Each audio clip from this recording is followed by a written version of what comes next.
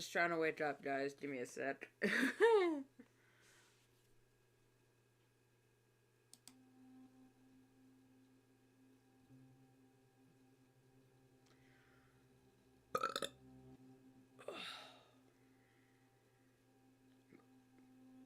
Music, are we doing? Nah. I mean, if I had a song that was, you know, something I liked and knew was copyright free on all platforms, I would. Because Prism Live's music isn't exactly copyright free. Some of YouTube's copyright free gets you a strike on Twitch, and Twitch just doesn't have, like, anything to offer. The one song that I did like that was copyright free, I got struck several times by a third party, and I couldn't dispute it or anything, so that was Tender Remains by Mew, and I and a lot of my chatters liked that song. It was very good, but I can't use it in any of my videos anymore, even if I give proper credit, and his songs are, you know, used with credit, which I did give credit, so damn it all.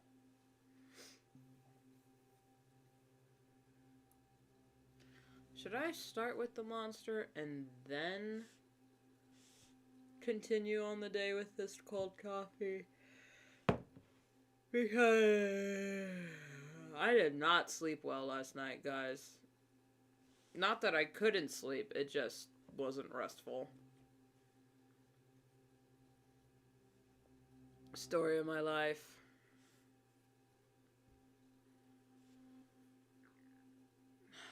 Okay, so how have y'all been? I had some, IRL stuff happen that was, cool, I should say. It's just my brain. Nothing terrible, guys. Just my brain being stupid.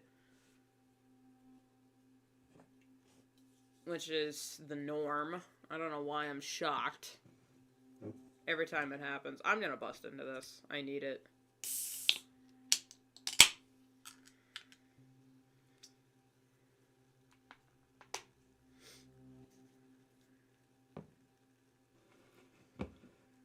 Gib. The elixir of life.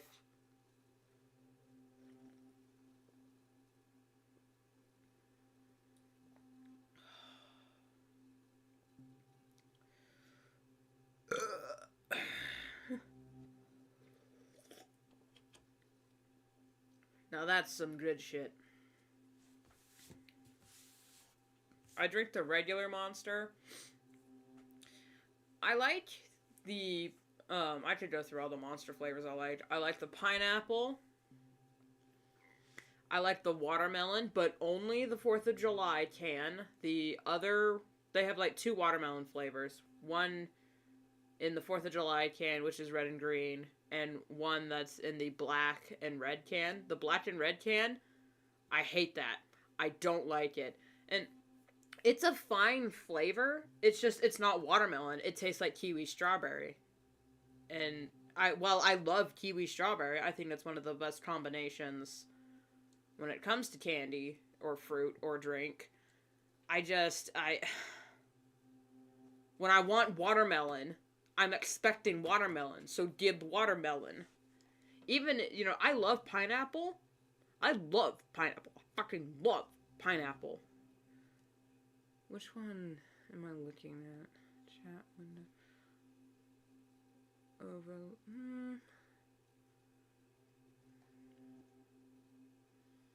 Art border, the art. Okay, I'm just trying to rearrange some things. It's fine. Anyways, yeah, it's like, I love pineapple. But if I'm expecting watermelon and you give me pineapple, I'm gonna vomit. I'm gonna throw up. I'm gonna get mad. I'm gonna be pissed. Alright, anyway, let's get into this. I actually... Wrong ref. Before we get too far into the art. I need to close that window. The light's coming in, and it's nice, but my skin is so pale, and I'm wearing a lighter hoodie, it's reflecting off my hoodie and whiting out my screen. Gonna get the official refs, and I'm gonna close that. So, stand by. I'm gonna move it over here.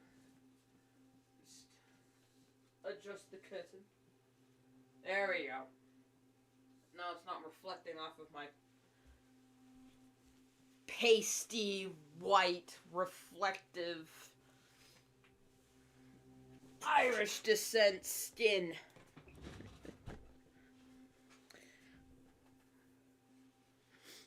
So I actually am Irish. Irish, German, British, a bit of French. Just Europe.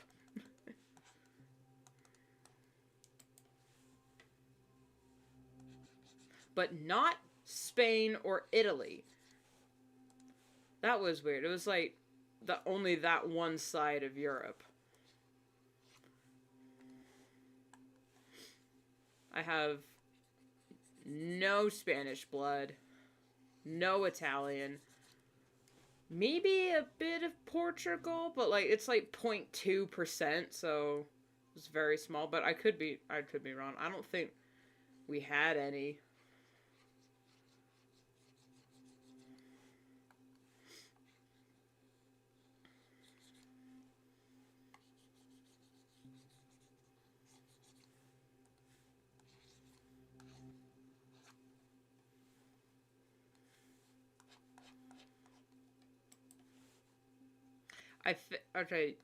I fixed the white problem with his ref sheet, because every time I would try and click on his, white with the eyedropper, it would come out off-white. I fixed it. There was like 2 pixels in the center that weren't fully white, and I kept picking up those pixels instead of the actual white. There. So I fixed it. We should be okay. Actually, that's too dark. There. More of a highlight there in the corners. There we go.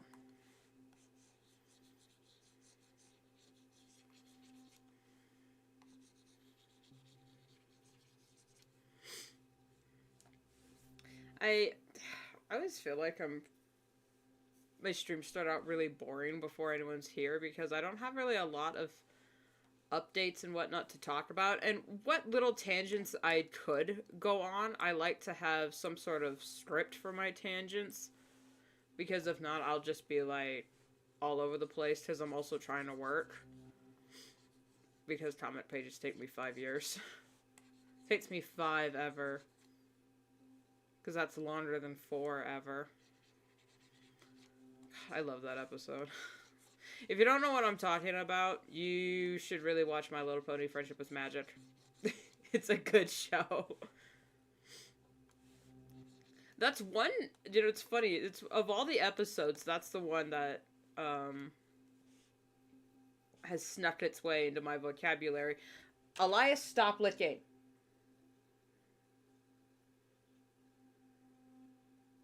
Stop. Good boy. My dog has a skin condition. It's like really itchy and dry for him, and he has medicine, but it doesn't matter how much of it I give to him. If I give him too much of this medicine, it'll give him diarrhea. But I can't give it to him all the time because of that, so he's just constantly licking his paws and other bits of himself, and it's just,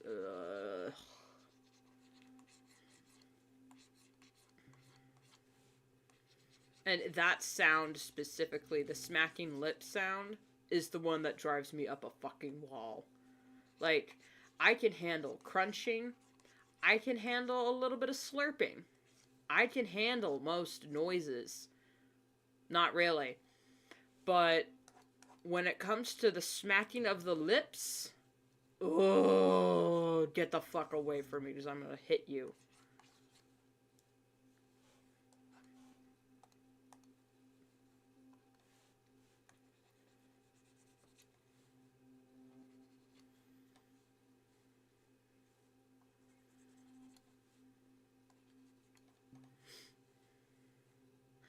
Talk about this. I started working on a new video. I'm really happy with how it's turning out. I need to record and put together an outro of some kind, so I don't want to just end it like that. But this whole time I'm like, should I even post it? Because I don't know, I don't want to get in trouble. Because I can say this, it's a reaction video, and I don't want to, every time I think about doing a reaction video, I think about those times other YouTubers copyright struck a channel for reviewing their content. Whoops. And I'm just, oh god, I don't want that to happen to me, because I actually like this guy's content, and I'm not giving critique or anything, but I think it's transformative enough to where I can argue that, but at the same time, he's such a big YouTuber. He's a lot bigger than me. And most of the time, I was just making jokes. So, I'm a wee bit nervous.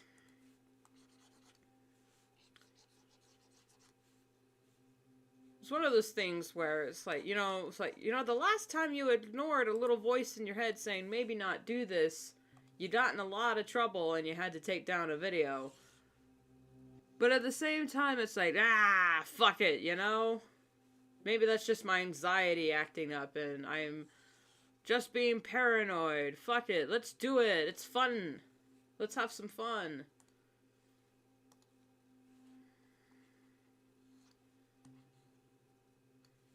So I'm stuck.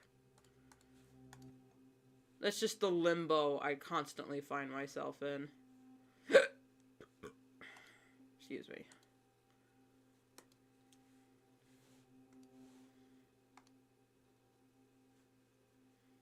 Happens to me so often. I honestly don't know why I haven't thought of a countermeasure.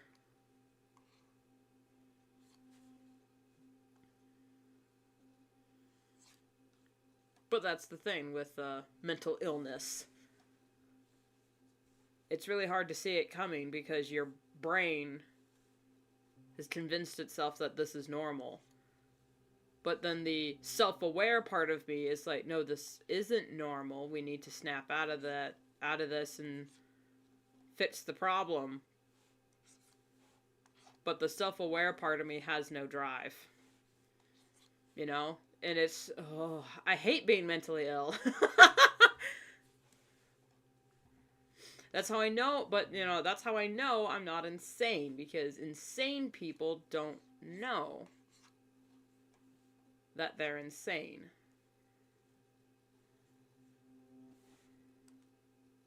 Isn't that such a weird concept? Like, truly insane people don't realize that they are, in fact, insane. But if you're sane enough to recognize that there's a problem, you're not completely insane. But you're still crazy enough because you recognize that there's a problem, but you're not doing anything about it because you feel like you can't do anything about it because you're fucking mentally ill. I shouldn't cuss so much because I'm going to get demonetized or whatnot. But that's the thing with mental illness and being self-aware. You are aware that you are mentally ill, but your mental illness is preventing you from being completely rational. And that is what's driving me crazy. But there's no way I can be crazy because I'm aware that there's a problem. I'm not delusional because if I was delusional, I wouldn't say that, I wouldn't be aware that I was that these are delusions. You know, it's one of those catch-22s. You can never, like, if you say, oh, I'm a delusional person, no, you're not. Because a delusional person feels completely sane. You know? And oh my god, my fucking cat wants in. Can someone else take care of that, please? Hey, chat, can you let my cat in? I'm busy. Hello, Waffles. I'm going insane. But then again, not really, because I'm fully aware, fully cognizant.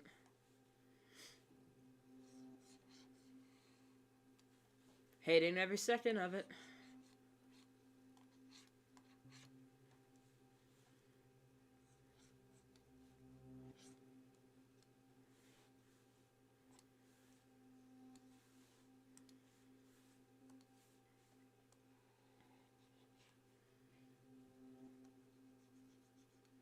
You got big news.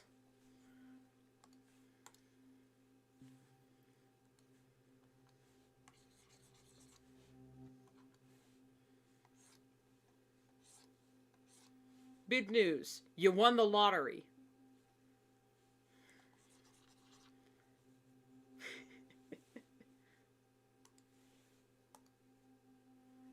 God, man, I don't want to win the lottery. Hot take, I don't want to win the lottery because that stuff is taxable. Biggest bullshit I've ever seen.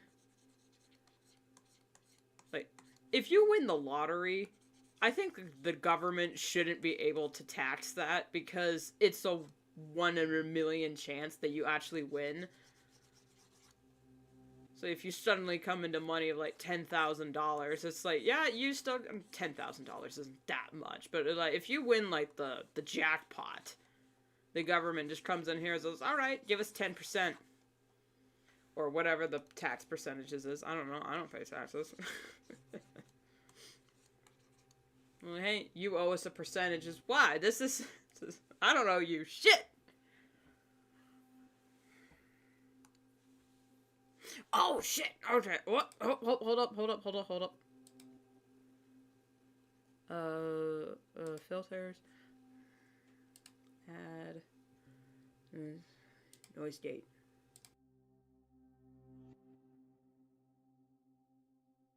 Okay. I forgot to turn back on my noise gate from last time. So, if anything seems a little weird with the audio at first, because that's how it was.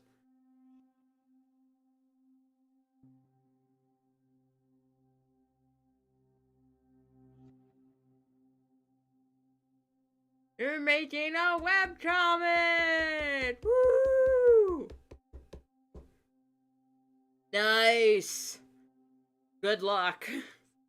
As you can see, and I hope you've been taking notes, Waffles, while watching my insanity.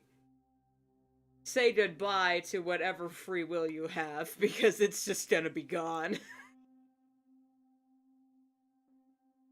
Making webcomics, it will bless your soul, but it will also steal your soul, if you know what I mean.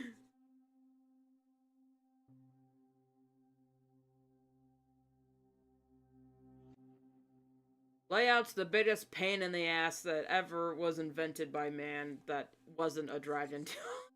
Don't say that. The biggest pain in the ass that didn't come from Bad Dragon.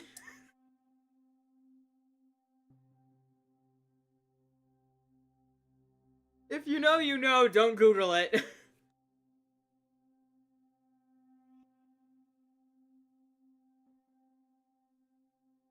Posting on your computer. I want to post elsewhere. Tumblr's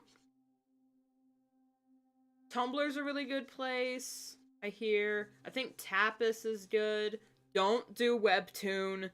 Do not post on Webtoon. That is a hell site that hates that hates artists. They really do. With the demands and formatting that and if you get like heaven forbid you get an affiliate link with webtoon, they will bleed you dry. You think Japan hates the manga artists?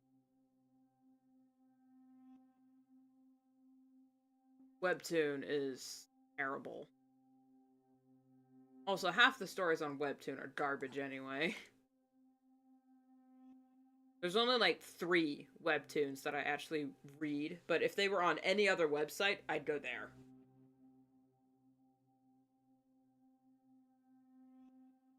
I personally post on DeviantArt. A lot of artists will suggest that you make your own website.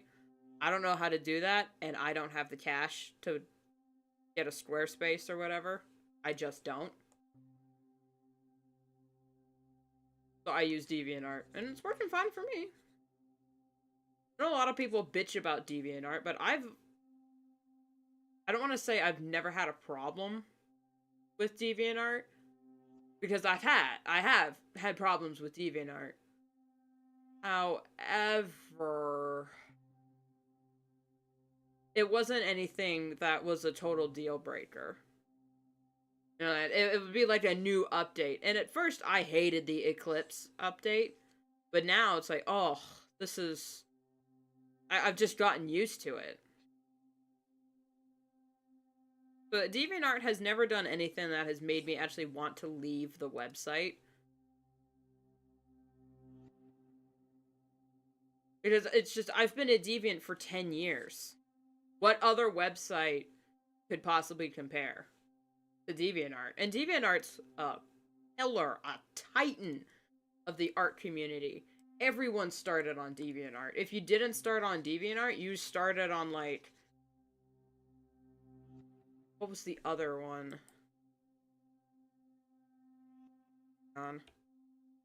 Hey, Tab, can you let Hawk in, please?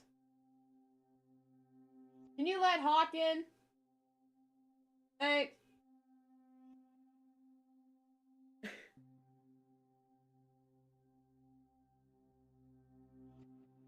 My sister's here, so I can actually yell at her.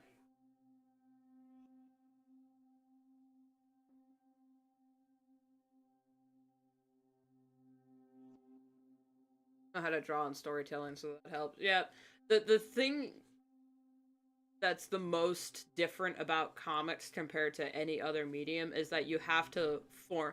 Because, like, with animation, you can do, like,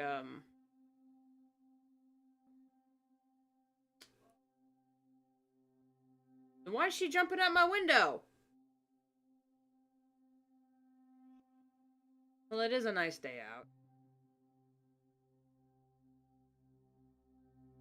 Anyway, like, with animation, this would be, like, the keyframes. But for comics, you have to figure out how to format them all in one page that reads like different shots. Which is what I struggle with the most, which is why I don't do the sketching or the line art phase on stream, because it's just me going, what the fuck? For 6 hours. I have to figure out everything down, where everything will go beforehand. Any tips? Okay, I can show you my secret agenda. My secrets. So what I do, this is, there's no spoilers here. What I do is I have Google Docs. And I have, like, bullet points and whatnot with character dialogue and everything. And each bullet point is a page, so I can map out where everything is and how it flows together. And then once I've got each bullet point mapped out, then I go into the drawing phase. And while I'm scripting, I kind of think of, like, what's going to be in what frame and how big it is going to be. So then I just get in these little thumbnail sketches that are tiny, very low detail, just enough for me to, like, preemptively visualize beforehand. As you can see, I am stuck on this page. I'm stuck on a page. I need to figure that out. Probably next week. So then once you get the thumbnails done, then you...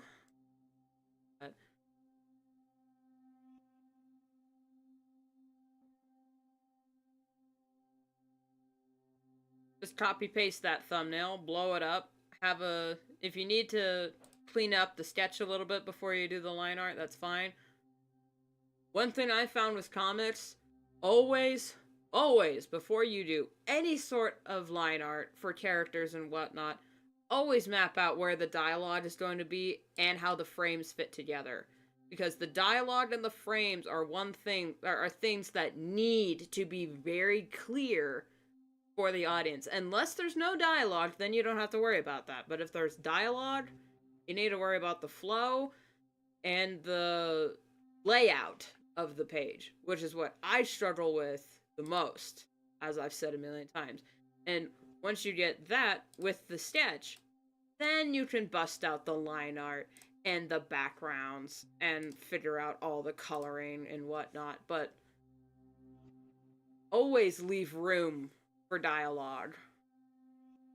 Always. Because if you don't, you will be hating yourself later. Because it's just not working. Honestly, if you want really, really good tips for webcomics and whatnot, and I mean like really good tips, go watch the Starfish Face on YouTube, and I think she did on Twitch, but nah, I think she just does YouTube now. Watch her stuff, the Starfish Face, because she actually does webcomics professionally. She's published. And I think she's done this for a lot longer than I have, and she actually knows, like, if you want to publish eventually, she knows, like, all the stats, on how you would go about doing that. I don't plan on publishing this because it is a fan comic. I legally cannot publish this because it's a fan work of Warrior Cats, and HarperCollins would eat my ass if I tried to publish. So I'm not worried about publishing formats for this comic. For others, I'm gonna have to worry about that, and if you do that beforehand, then you don't have to go back and reformat every single one of your pages and rearrange everything from basically redrawing from scratch. Because the one thing you don't, that would be a nightmare. If you're publishing, you don't want it to be pixelated. You want it to be clear and crisp. And for me, the way I post my pages, hell, on DeviantArt, with this program, I get pixels working with this program. Because the, frame rate's too big. I guess I'm a beast, I don't know. But yeah, the Starfish Face on YouTube. She's got a lot of good tips and tricks. She wrote several books about how to make webcomics. I haven't read them. Again, broke. But she has made videos talking about, videos and shorts talking about how to do it.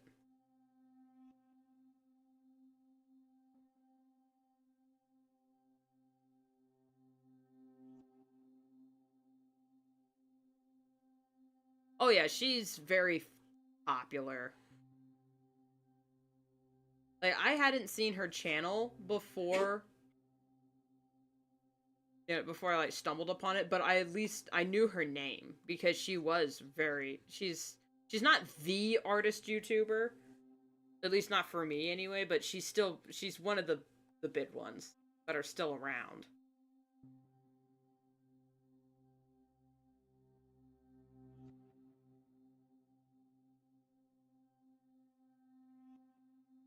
I actually don't know who the big artist YouTubers are now, because Creepshow got booed off the internet for being a complete C-word that for some reason I can't say. And deserved, by the way, that's my 2 cents on that. She deserved everything. I think she deserved worse, actually, but whatever.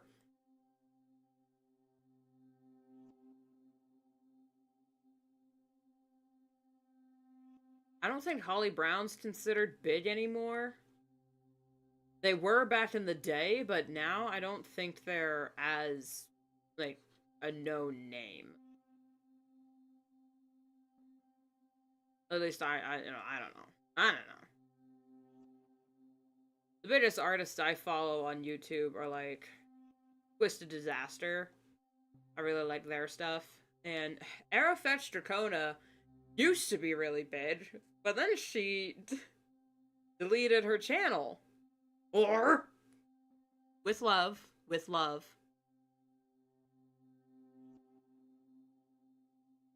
But she still streams on Twitch. And she does art fight.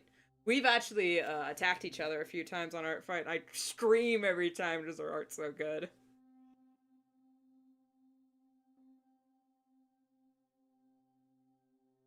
What happened, Snowy Prince? What is glorp shit?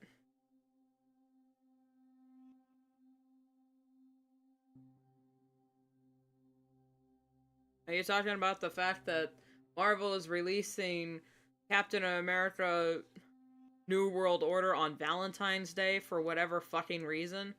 Like, what the hell? Or are you talking about how everyone's seemingly hating on the new Until Dawn trailer that came out? It's like, bruh, chill. Or is there something else on your mind?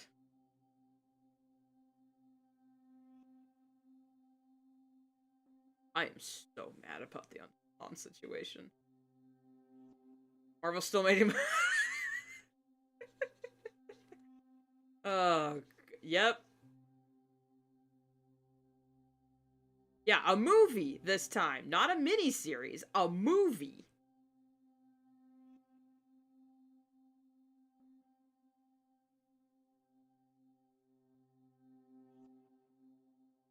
Yeah, I have a whole rant about that from a few streams ago that I have the clip, I just haven't edited and posted it. Stand by on that one.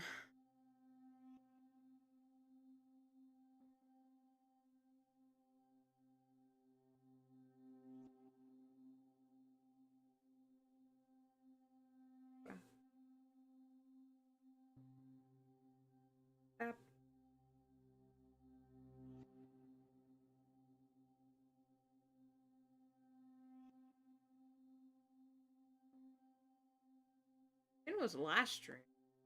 Yeah, it was.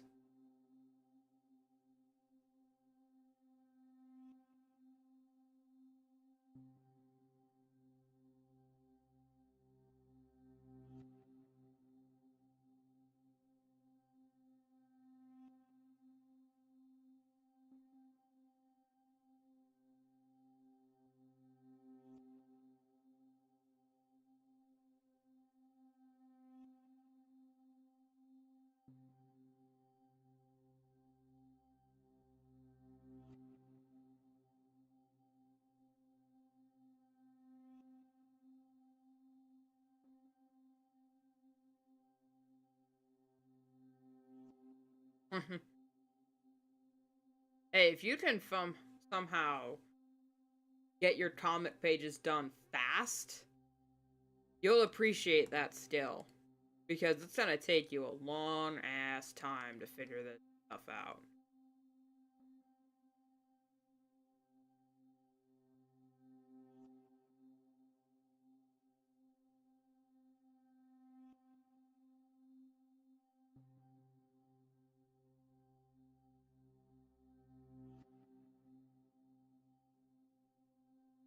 You asked about pacing previously, and pacing is irrelevant. I think as long as the no,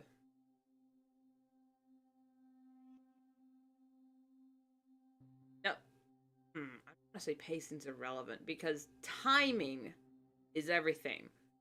Pacing, depends on what kind of story you want to tell. It is like everyone loves, and we can harp on this movie again. The Lego Batman movie.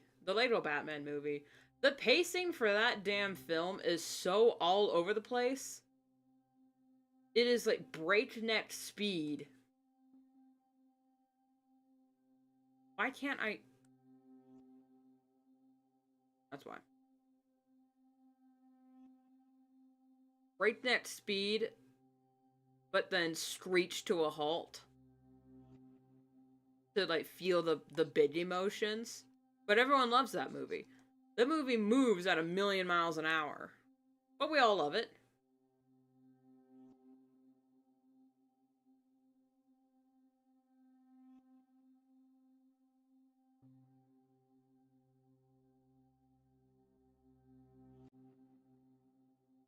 So yeah, it depends on what kind of story you want to tell. I am not the person that's the wrong color, but we'll work with it. I am not the person that asked about pacing and timing and whatnot because honestly, it's I haven't written anything in a long time.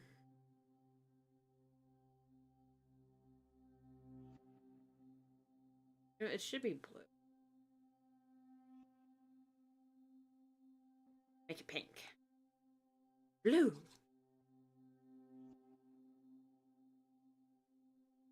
Kind of underrated. It was underrated in the fact that it didn't. Well,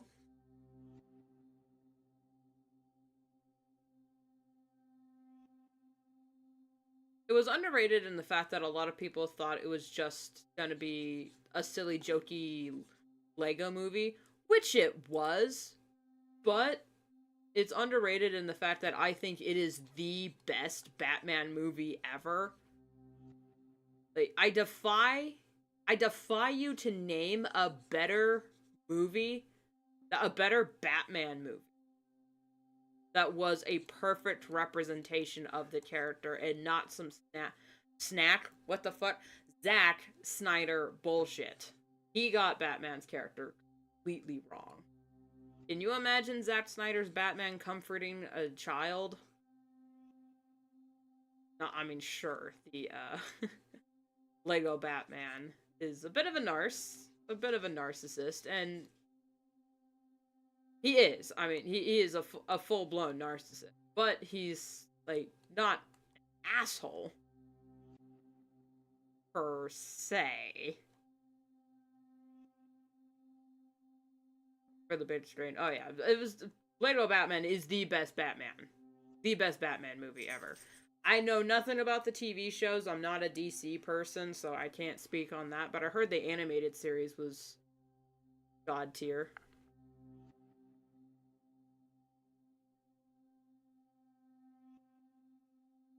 The only DC show I actually willingly, fuck me, I willingly sat through, like fully, was Green Lantern, the animated series with Josh Keaton as Hal Jordan. I fucking love Green Lantern.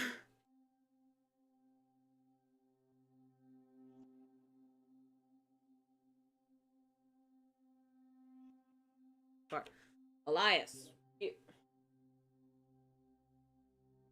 do that at least quietly.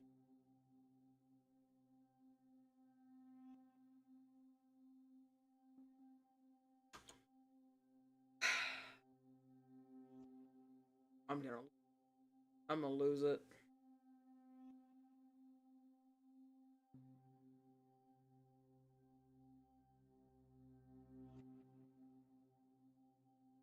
I have a super secret password that unlocks the parental lock. You mean Alfred the Butler with 2 T's? What a child! So you live on an island, figuratively and literally. Yeah, I love it. You can't spend the rest of your life dressed in black, listening to angry music and staying up all night. Yes, I can, because I'm Batman.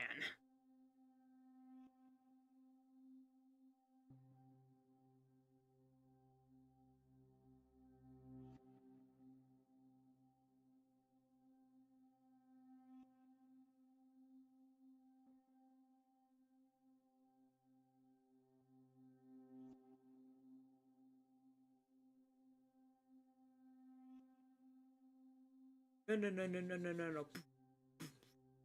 No!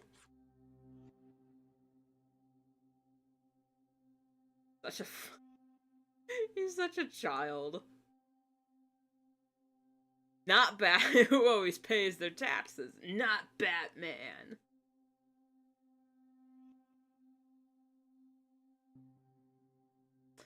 I get the last laugh, I get the final grin, throw you into the asylum with Harley Quinn. Turn Two-Face to black and blue face. I 100% am not Bruce Wayne.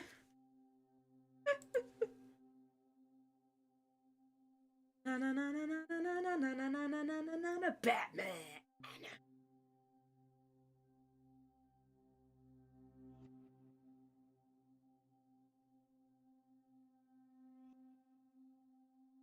I remember I watched that movie in the theaters. I was cheering when that song came on.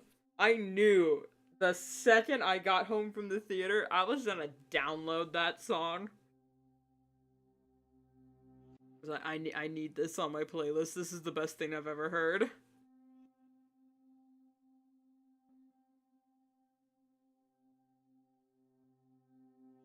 Dun dun dun dun Batman.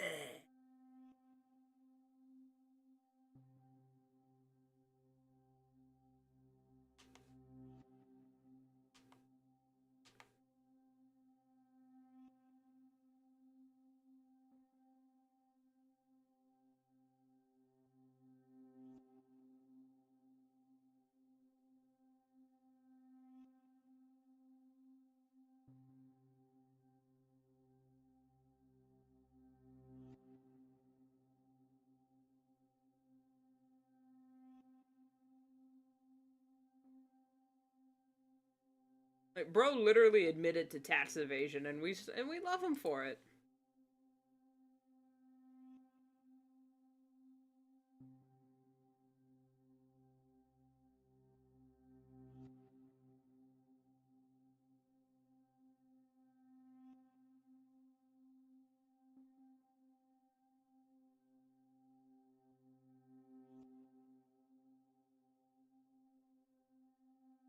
But,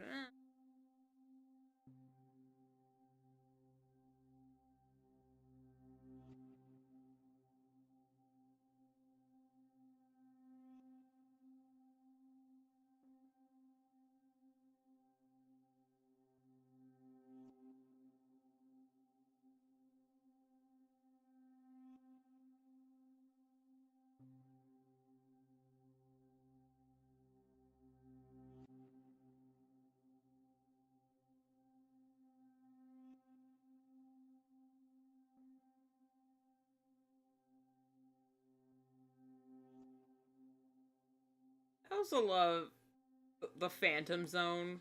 Man, I barely heard the audio of the Dalek saying exterminate, and I was on board for whatever this movie was gonna throw at me. So then when Joker was shouting them out, and he's like, British robots, ask your nerd friends. Exterminate! Ask your nerd friends. Oh god. I love it when a movie doesn't take itself too seriously, but still takes itself seriously enough to where it's not disingenuous.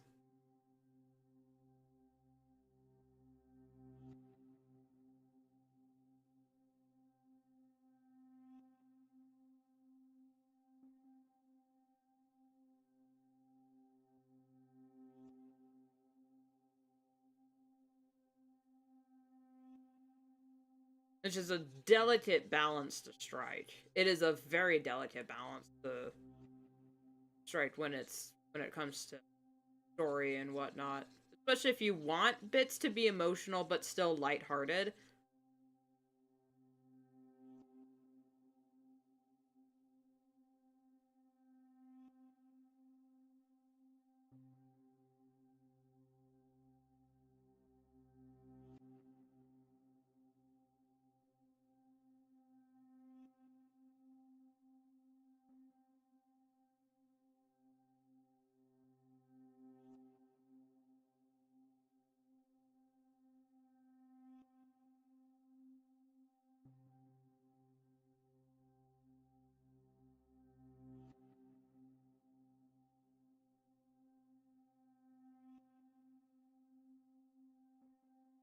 You're making me look bad in front of Batman.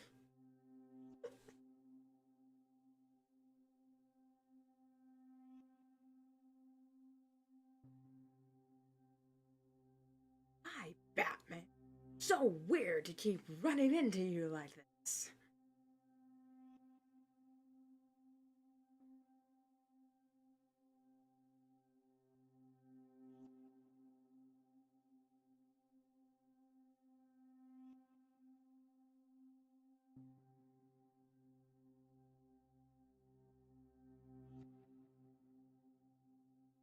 Like, when Joker first appears in that movie, he's like, I always give service with a smile.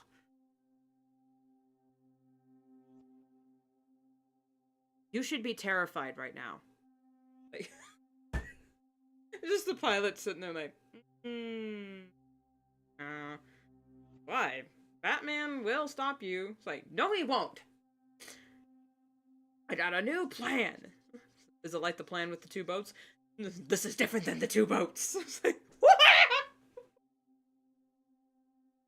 And I mean, Batman conceptually is a very goofy idea. Same with like the Ninja Turtles.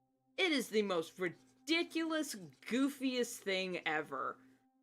I mean, back in the 60s, when like comics and comic movies were first becoming like a thing, it was all for fun and jokes. There's literally an episode in the old Batman series where he's just a guy in tights holding a bomb, a cartoonishly round, explodey bomb on a pier, looking around, going, some days you just don't know where to put a bomb. And then he's running with this bomb over his head with the pier right there. Because he's got to figure out where to put the bomb so it doesn't go out instead of just going like, you know?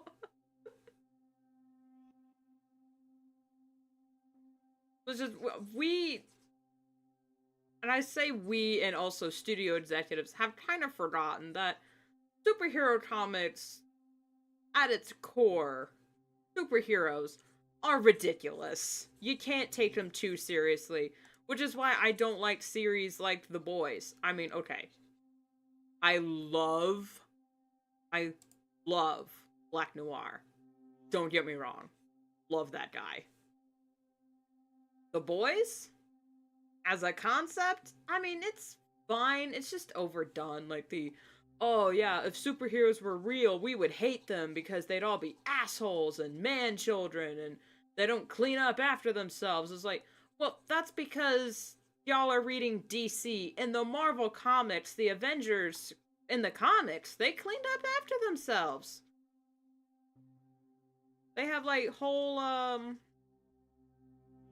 yeah, Tony Stark set up whole what are they called? But he has a whole cleanup crew company that cleans up the city after, an alien attack or a villain thing, and it's, mercy missions and whatnot. I'm totally blanking on words right now. This looks very cartoony. Hold up, let me fix this.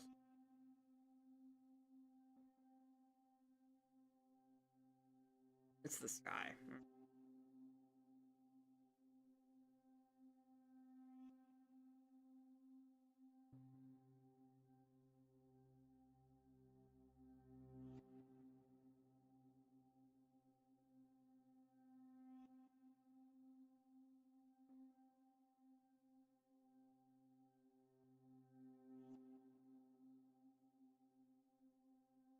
Yeah, do you think we'll ever get another good banger Lego movie? Well, that's the thing. I don't know if we're gonna get another um Lego movie, like the series, the Lego movie. I think what we're probably gonna get is maybe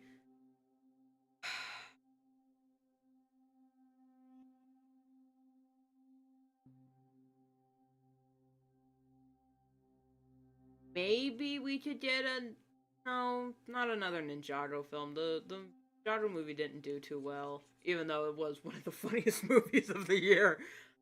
Uh, got a Batman. maybe we could get a sequel to Lego Batman. I just don't know what they would do. So it's kind of, I think the Lego movies, they could do whatever they want, but I think we're kind of in limbo here. Yeah, I don't want a third Lego movie. The second one annoyed the fuck out of me. I don't know about you guys. I mean, part of it was pretty good, but the fact that they had such a high focus on pop songs, I was vomiting all over the place because I hate pop music. It's just a fun. Oh yeah, Garmadon was so fucking funny.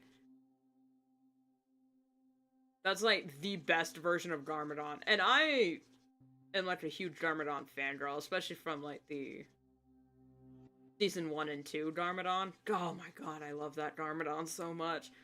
But movie Garmadon is his own breed. That guy is hilarious. Like, a legitimately terrible person that accidentally becomes slightly okay. Because he just wants to show off.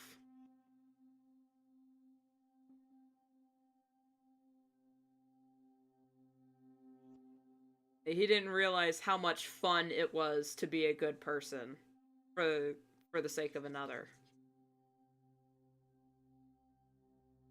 That was the whole reason what stopped him from being there for Lloyd. He could have changed. He was just scared of... He was just scared of change and normality. He was stuck. He felt stuck and trapped as the warlord Garmadon, that he couldn't be the better person he needed to be for his son.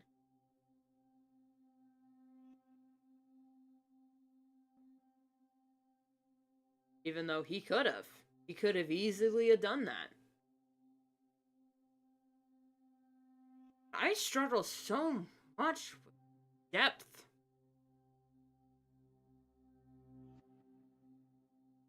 I think it's because the line art is...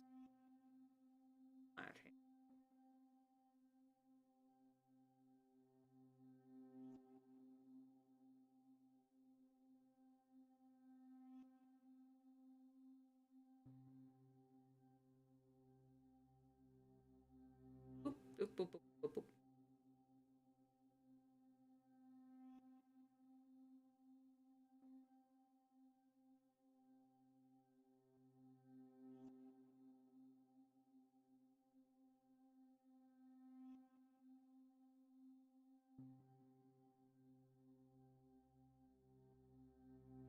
But yeah, I think Lego has the money and production that they could do whatever the hell they wanted for the next movie.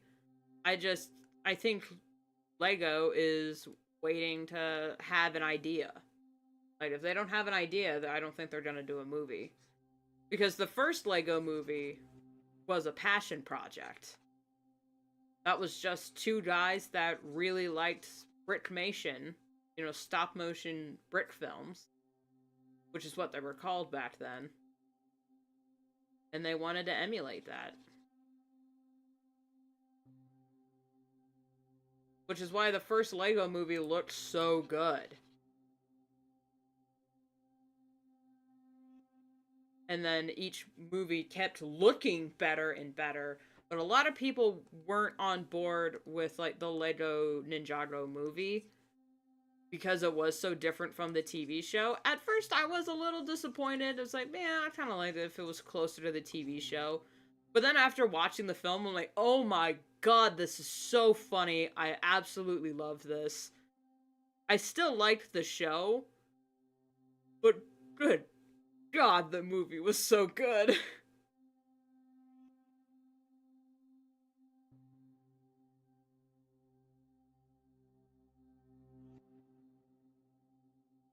I mean, yeah, it's not a question of budget. They can do whatever they want. That's not in question here. What's in question is what story would they tell? Hooray! Waffles! Welcome to hell!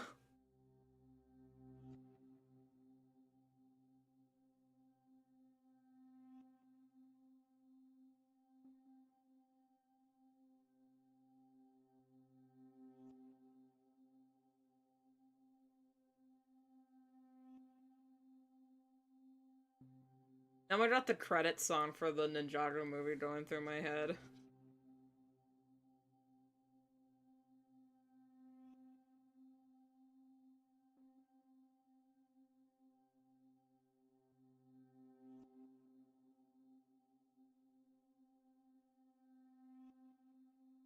When it's a day and a dad had to lose an arm.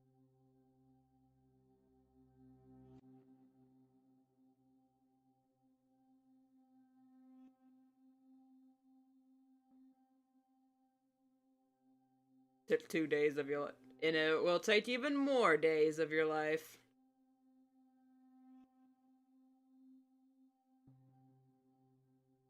So, as my thumbnail says, comics are a labor of love. If you don't love it, you're gonna fail.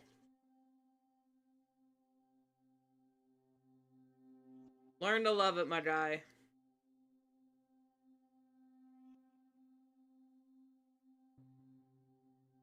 Number one advice for starting a webcomic or a web series, be a masochist. Hate yourself. That's the only way you'll survive.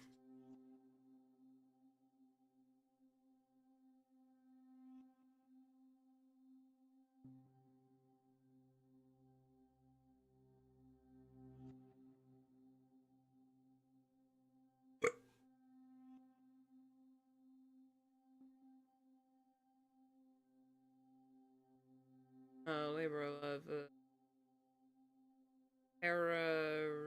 I have no idea who that is. So no, it's not a reference. Labor of love is just a common phrase.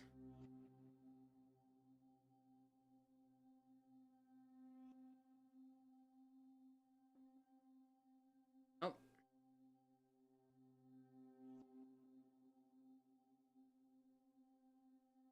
One thing that I keep forgetting when working on my damn comics is turn down the saturation of your colors.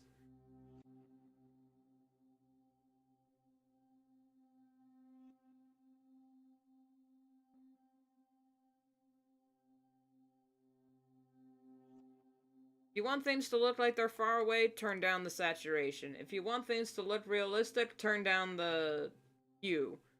It's like, never, unless the character colors or eye colors are very bright, never operate in this corner of the color wheel. These are your best friends over here.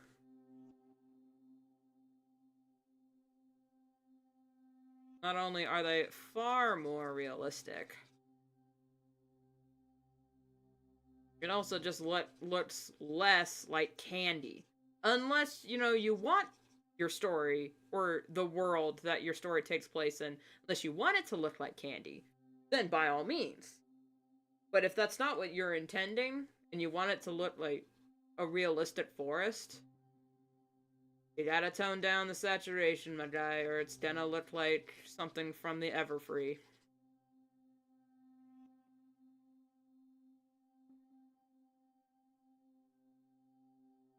This ain't no Equestria girls, we watership downing these cats. If you don't know what that means, bless your soul, because you're about to find out. It'll take me 5 years to get there. But it's not gonna be pretty. Be afraid. Be very afraid.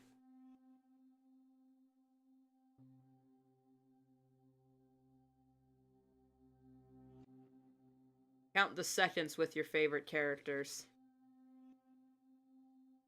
It doesn't seem like I'm about to Game of Thrones them. It's like, nope, Game of Thrones got nothing on this.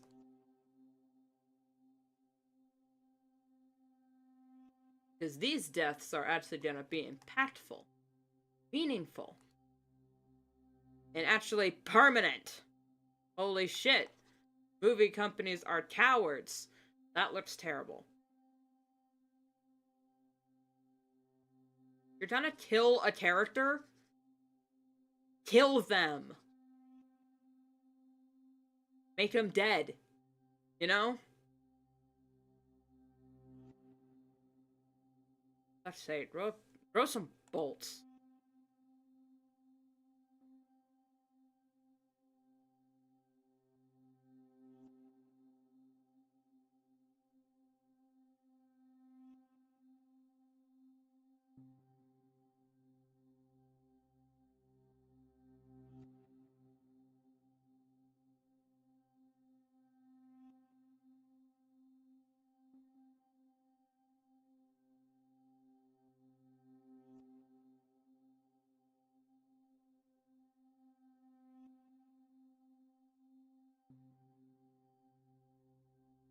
Did I just say the D word? I mean, you didn't hear anything.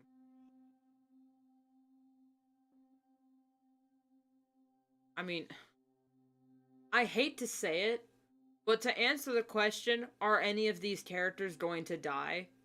Of course they are. It's a Warrior Cats comic. Of course characters are going to die. Like, is this your first rodeo? No, I know, not all of y'all are Warrior Cats fans. But yeah, it is going to happen. It's like, I can't, it's a rule of the universe. If a cat doesn't die in a, like, I don't think there's been a single book where where no one's died. I don't think that's ever happened before. Hey, someone fact check that for me. Has there been a single Warrior Cats book where no one died? I could have sworn that was a rule for, like, every book someone dies. It's not necessarily a main character, but at least someone gets zomped.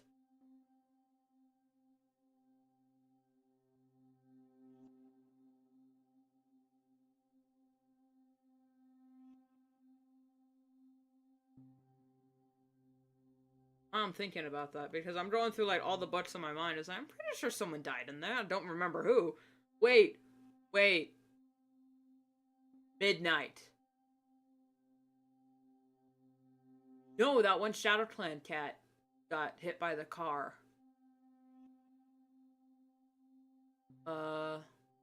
Moonlight. When they're coming back in the second series. Did anyone die in that book?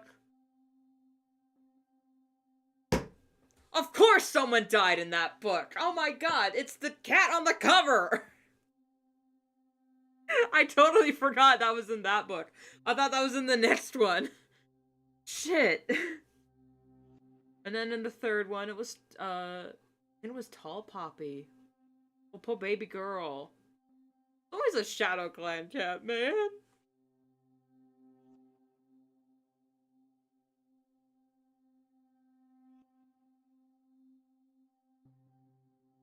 Now I can't stop thinking about it.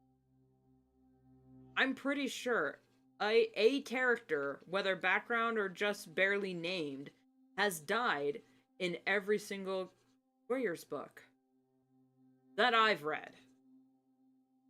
I think there's even in the novellas, in the super editions, cats die. There's at least 2 per super edition. At least. With Firestar's quest, I think that was just the one.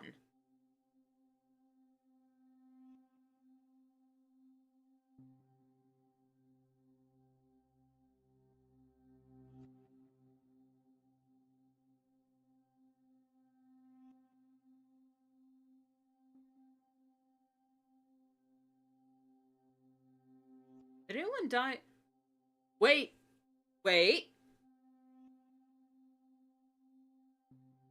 Gray Stripe's Journey. It was a manga. But I think... I'm trying to remember. Did anyone die in that series? I think that's the one. That's the one. Gray Stripe's Journey. Or was it Journey? The manga. The one... Talk to me, chat. Which one is it?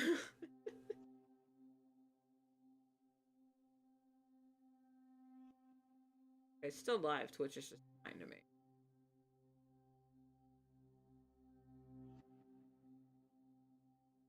Oh, wait. Balls! I am so sorry, chat. Your window was turned off. My apologies. Wait, no, not that chat. This chat. I am so sorry, guys. I had it turned off for something else. And, oh... I'm a terrible streamer.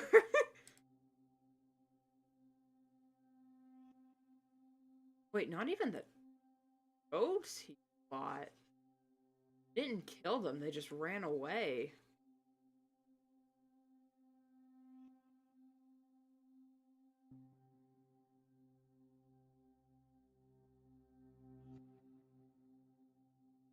This is gonna bug me now.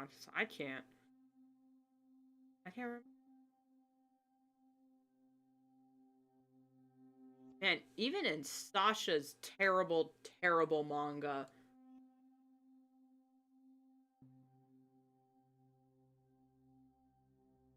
Like, yeah, Sasha and Tiger Star.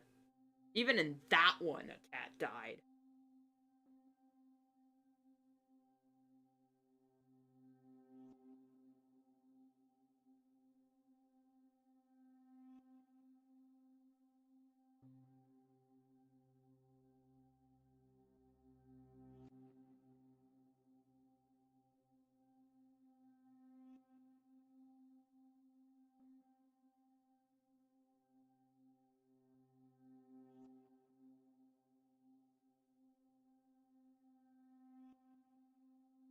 Cricket Star's Promise. A lot of cats died in Cricket Star's Promise. I think that... I might be wrong, but I think Cricket Star's Promise is the Super Edition with the highest body count. I could be wrong. I haven't read all of them. Like, I haven't read Moth Flight. I haven't read, I read Sky Clan and the Strange. I forgot about the Sky Clan one. Leaf Stars something or another. That Super Edition, that... the Sky Clan's Destiny. That one, a cat died. I think a few cats died.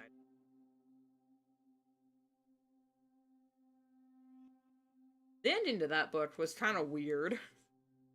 Then they got together, and then there was Sky Clan and the Stranger, which I don't think anyone died in. No. Yep, a cat died in Sky Clan and the Stranger. I do remember that one in that series.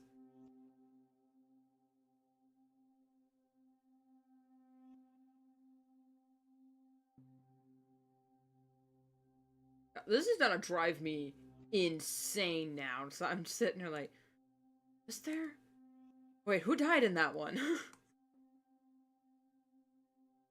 This isn't spoilers or nothing, because, I mean, this series has been out for a long time, and if you want to get into the series, you should know cats gonna die. Sometimes they die with honor, sometimes they die in horror. Sometimes they just die, like, off-screen, and it's so unfair. Like, if that was your favorite character, well, good luck, because now they just died off-screen. God dang it.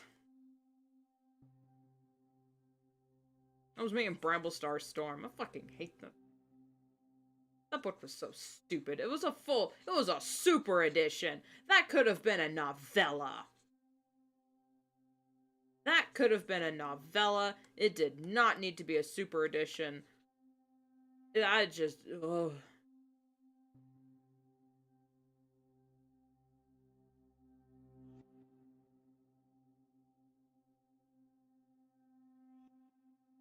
And then the big reveal at the end of that book was like, oh, really? Okay, well, fuck you. I'm not gonna spoil it because mostly because I don't want to talk about it. Because it was a long time since I've read the book, and by the time I got to that point of the book, I just, like, wasn't paying attention. Just reading. It's to be over.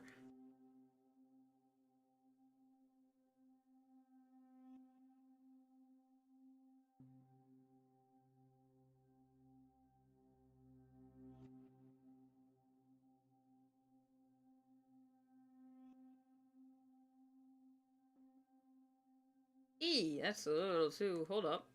There we go, that's better.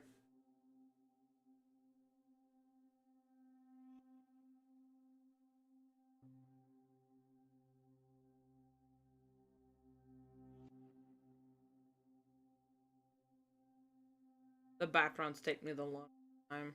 Because I add a ridiculous amount of detail. But hey, it looks good in the end, so I'm not complaining.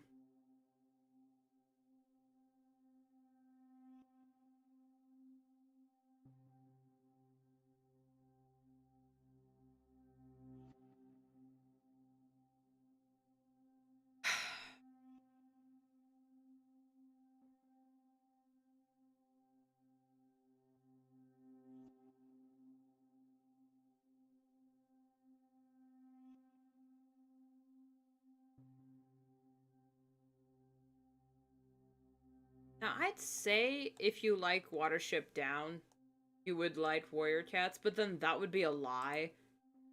Because not only is the world building of Watership Down a million times better than the world building of Warrior Cats, let's just admit that fact. But also, it's just the pacing's completely different.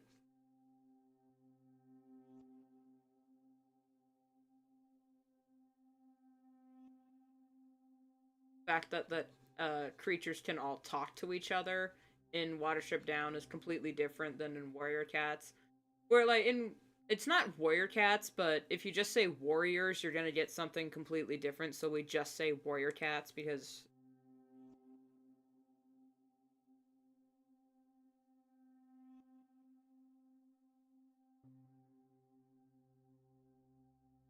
Like in Warriors, it's a thing where it's the each creature has their own language and way of talking.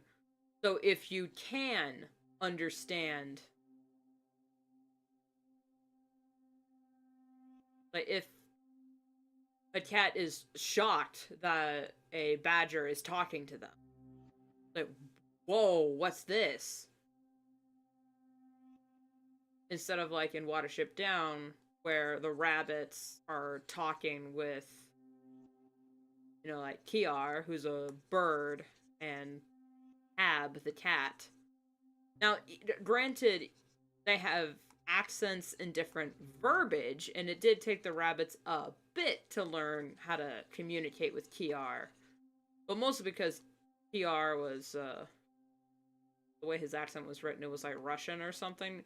Even though in the movie they just made him Scottish, and it made no sense because he could perfectly talk to them with complete, perfect pronunciation. Not pronunciation, with grammar and whatnot. Instead of like in the book where he had different words, they have different vocabulary. So that's what took them a minute to like understand each other.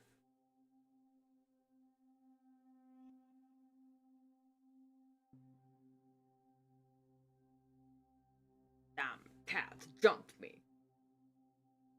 Oh, we know her.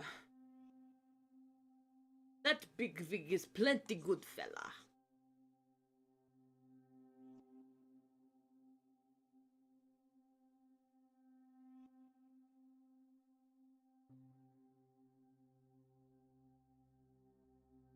I should reread that book, honestly. It's so good.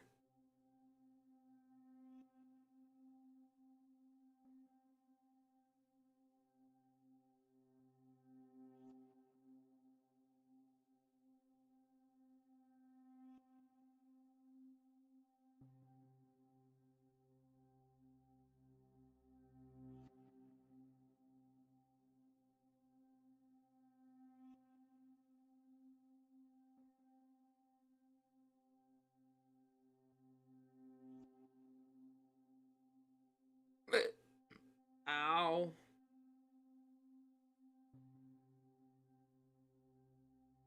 Ah. Ah.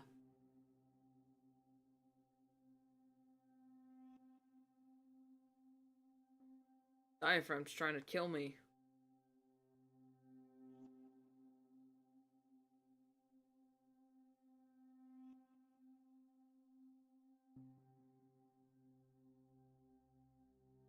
I go to big water. Yeah, in the book he was like explicitly written to be Russian, so that doesn't make any sense for the Netflix series to make him Scottish. Like nothing on the actor or performance. The performance was very good. It's just that wasn't Kiar. He was like a seabird from Russia, which is why it was so weird that he was there because he got lost along the way.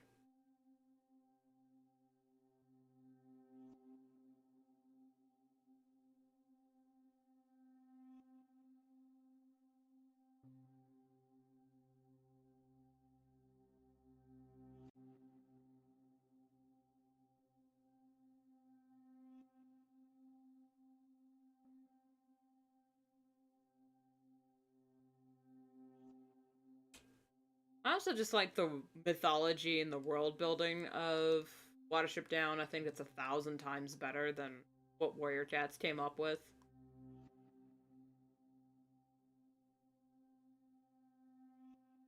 Like, they have their own oral traditions and history with, like, Frith and Elefrera and the Black Rabbit of Inlay.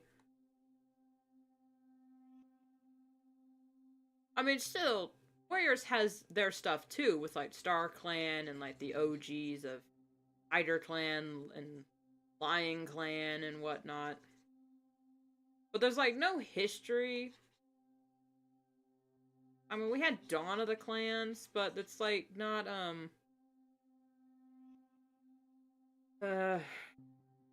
I don't know. It's just the world building of Watership Down felt more rich and lived in than in Warriors, and I don't know. I don't know how to describe it other than it felt.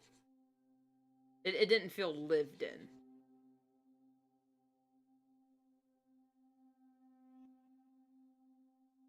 Like, rabbits already naturally live in warrens, so that makes sense.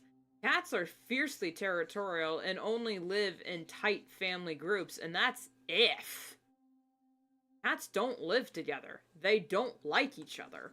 We're having that problem right now. If you have a group of cats together, there's gonna be fights. There's gonna be spraying. So it just doesn't make sense for them to live together. And for in Dawn of the Clans, when they said unite or die, that was just so the main story could happen. Because they have to end up in the clans together somehow, and then they have to be named. Come up with their naming conventions. Which I like their naming conventions.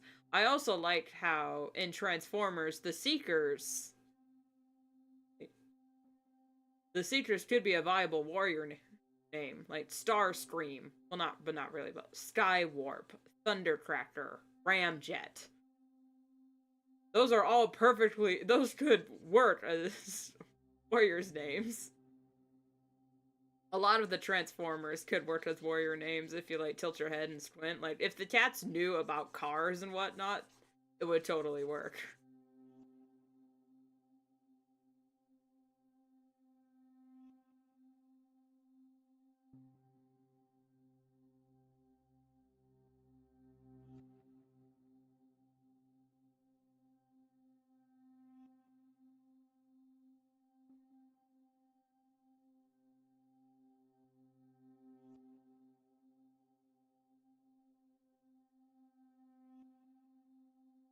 Yeah, I'll check it out later, Waffles.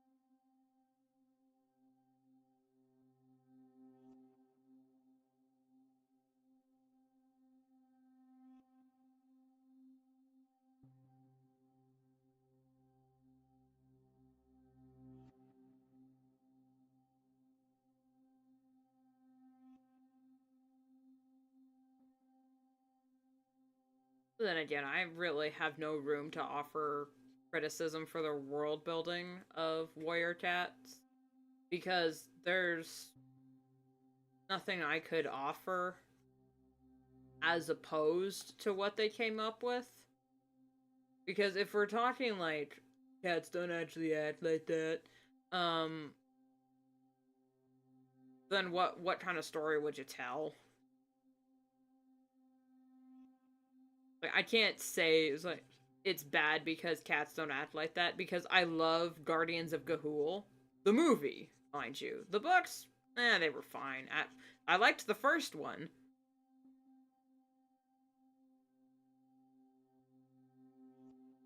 but the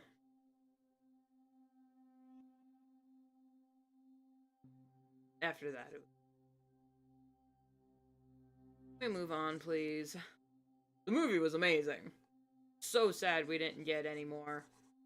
Just the one. Thought it was so pretty.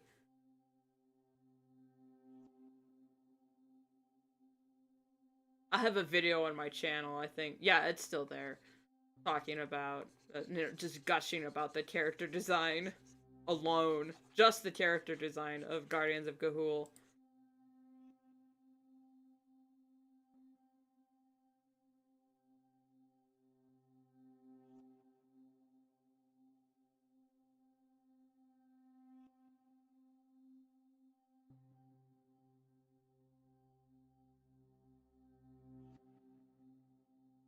I think the issue that I have with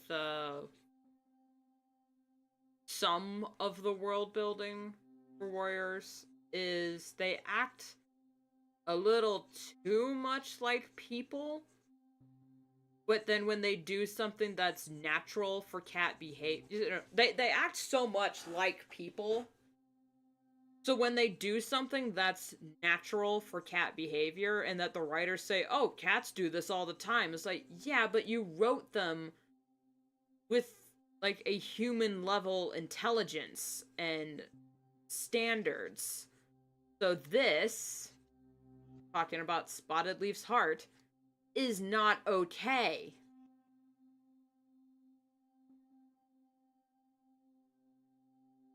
Even though, yeah, it happens in nature. Because once you're old enough to go into heat, guess what? You're having kids. In nature, air quotes.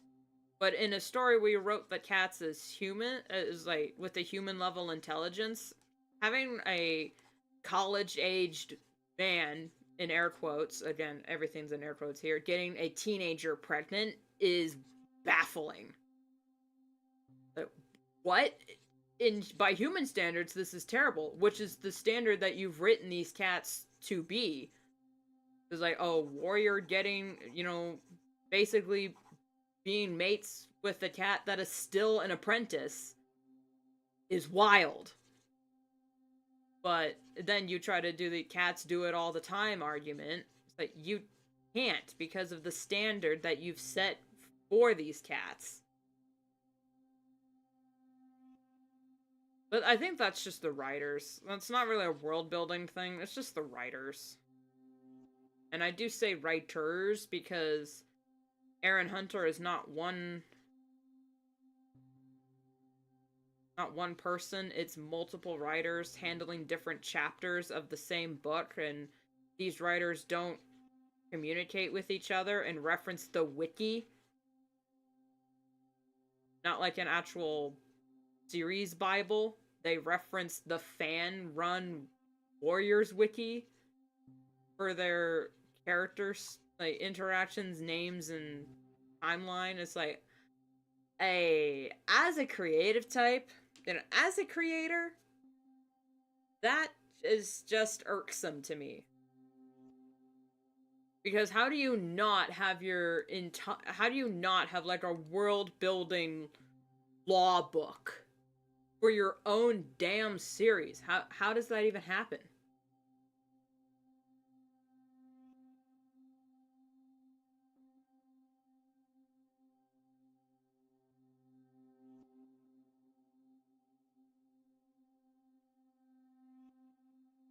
But I think that happened because uh what's her name? Vicky was the original author. I could be wrong on all of this. Was the original author, but didn't like writing certain rather didn't like writing certain scenes or certain characters, so it was passed off to another writer, and then eventually it became a team, and then when Vicky left, I think she left after the first series, and you can kind of tell because the style of writing and story completely changed.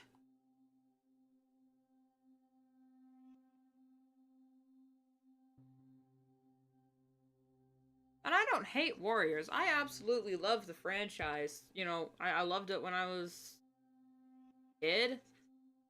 I loved it when I was in high school. I loved it when I was in college. And I still kind of like it now.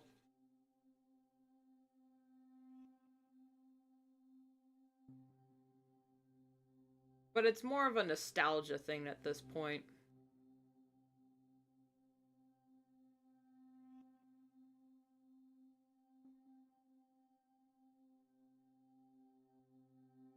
I liked the fandom interactions. Those were usually fun. And obviously I liked it a lot because if you look at my DeviantArt, all of my original art was just Warrior Cats fan art. And then whenever I drew fan art of anything else, they were in cat form.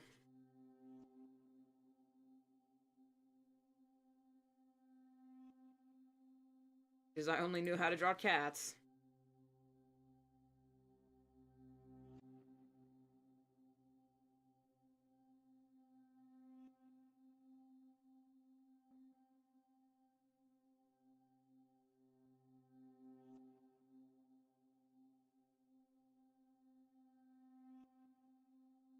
There is so much I wish that I could say. The words can wait until one day. So kiss me once and kiss me twice and kiss me once again. It's been a long time.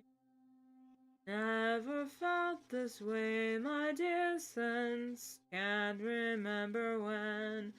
It's been a long time.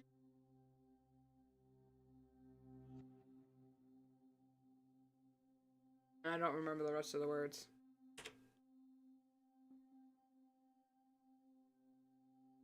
Hey, Vita. That's okay.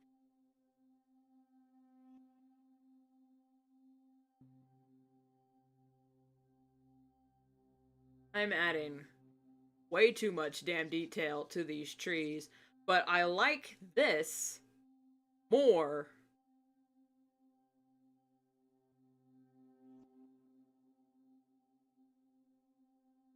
than what I was doing the last few pages with just the airbrush tool on those damn bushes. That just looks so much better. Now I don't mind doing airbrushing on trees because oh my god, fuck, look at that tree! I really hope that becomes a meme for this channel. Just me salivating over trees. Tree powers activate! Do I need to draw that? God damn it, do I need to draw that? Do I need to take that As-Def movie clip and draw it with Rune? Somebody help! I'll save you! Tree powers activate! Turn into a tree. I'd like to be a tree. All the memes. All of the memes that could be made with tree, redrawn with Rune. Can someone else do that? I'm busy.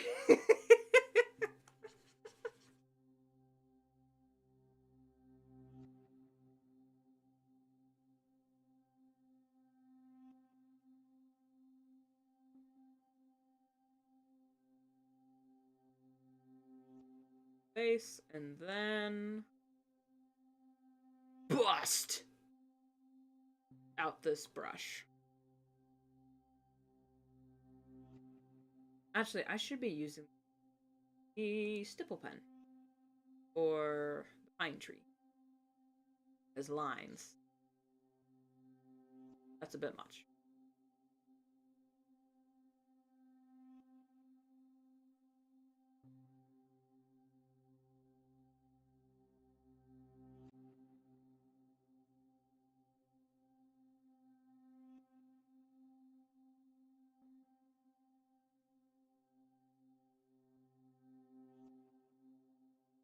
You realize Fluttershy is not a tree, right?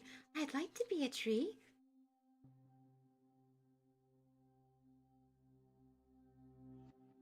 Ugh. I used to think that meme was annoying, but then it grew on me. Right now it's like, oh my god, that's just too funny. Especially since I realized I was a Fluttershykin. A closeted Fluttershykin.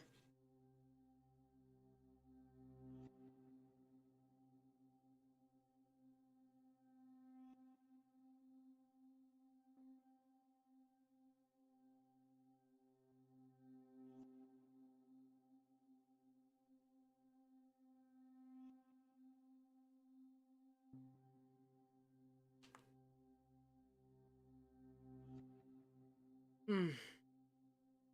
Good tree. Ignore the noise I just made.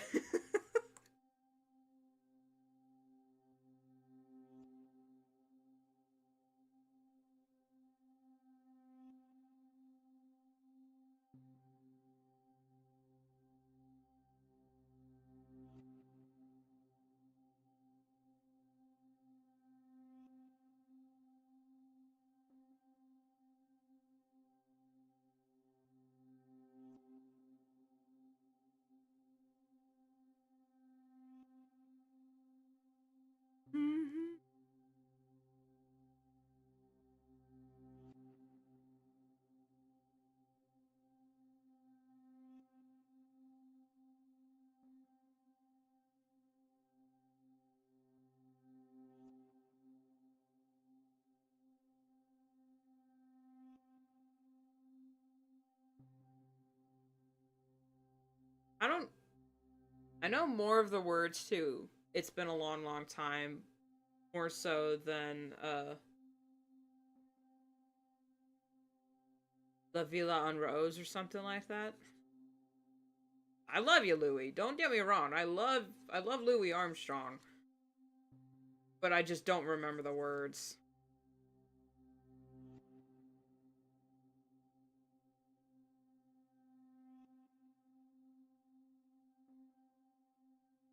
I remember the tune.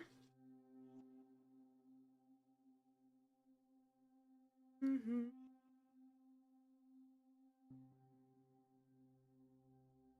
It's La Villa en Rose.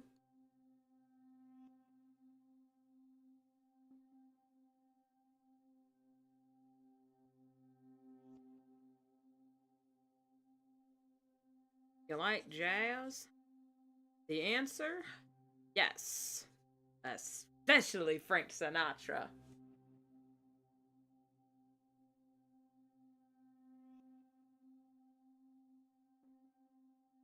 Best is yet to come, and babe, won't that be fine? Best is yet to come the day you're mine. Come the day you're mine.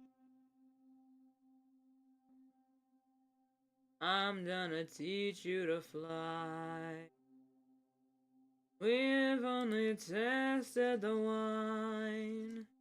We're gonna drain the cup dry. I forgot my mic has a noise gate, so it probably didn't pick up half the humming. Oh well.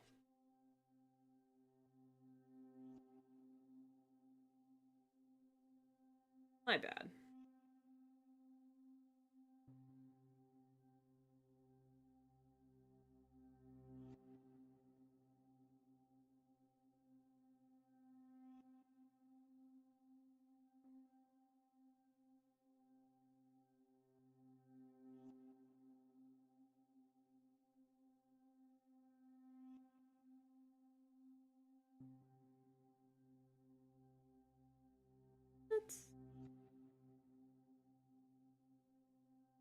But words can wait until some holiday.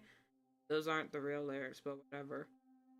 So kiss me once and kiss me twice and kiss me once again. It's been a long time.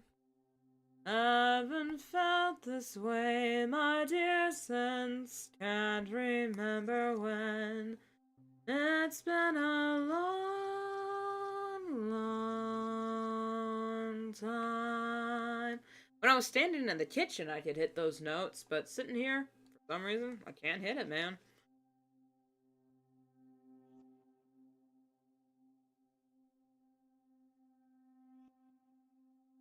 Now, the end is near. I face my final curtain. I shouldn't sing that song. I don't know half the words. For what is a man? What has he got, if not himself?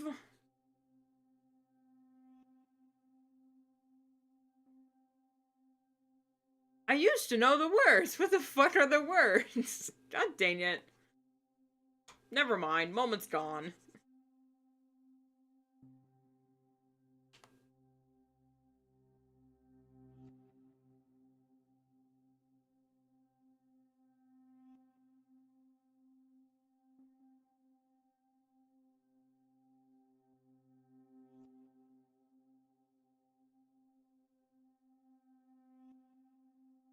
Whoop. Alright, forgot these guys. And oop.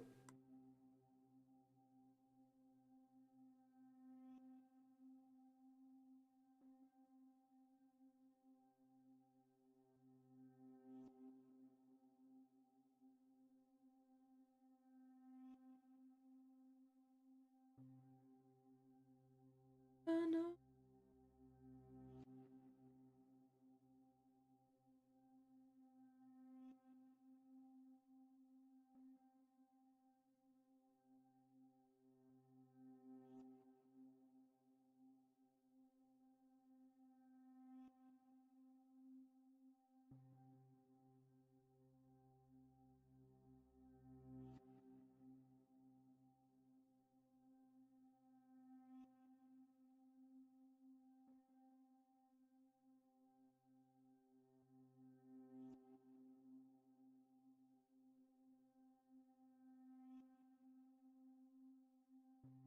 You know, I'm gonna have to figure out a texture style for the difference between trees and bushes. Because I haven't done that.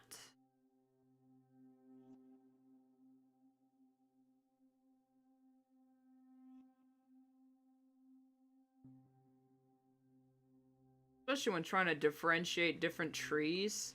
Because, I mean, sure, you can change the color, but there's like 50 colors in each tree, as you can see here.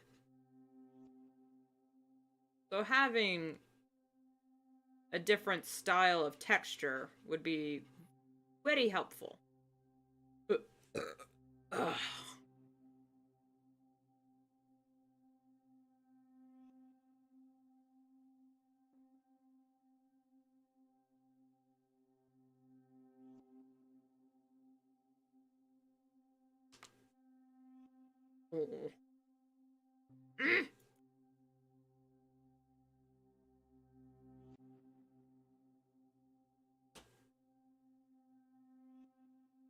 Okay.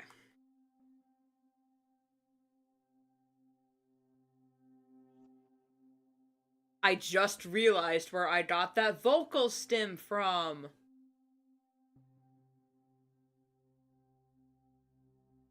Sometimes, randomly, I don't know if you've noticed, but when I'm talking, sometimes I'll just snarl. For, like, no reason. Even if I'm not that angry, I'll just, like, And that's not me snorting, that's me, like, genuinely trying to, like, sound like I'm snarling. Or it'll just come out sometimes. And then I just recently rewatched Beast Wars. An integral part of my childhood, and I'm sitting here like, oh, Dinobot would do that when he talked because he's a velociraptor. Well, technically he's a Utah raptor, but, you know, they didn't know that. They didn't know that at the time. They were, like, hot off the heels of Jurassic Park, so that version of the raptor was what audiences would recognize. We were robbed of feathery Dinobot. We were robbed. I will forever be mad about that. So when I made my own Transformers...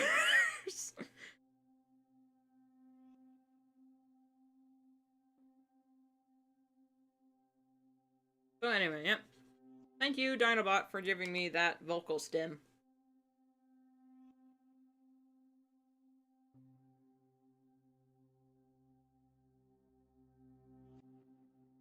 I'm gonna save and then take a bathroom break real quick. Because we're almost done and I need to get started on the next page. Because I do the rendering off screen. I guess that makes sense. Off stream. Please don't crash on me. Thank you. Want to take a quick coffee break. And by coffee, I mean... gonna... Sheesh! Want to piss it all out.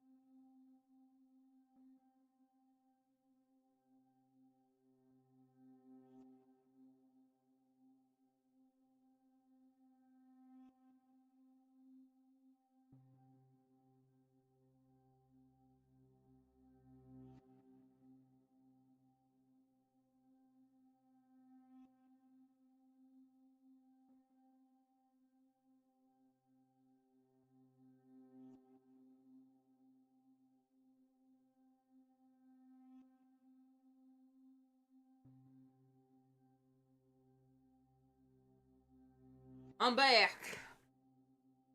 Ah. 1 o'clock. I've been streaming for almost 2 hours and I've done 1 page.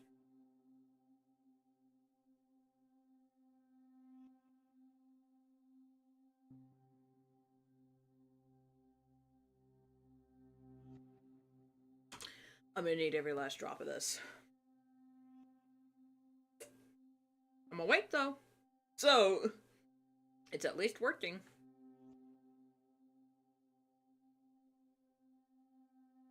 What is a man? What has he got? If not himself?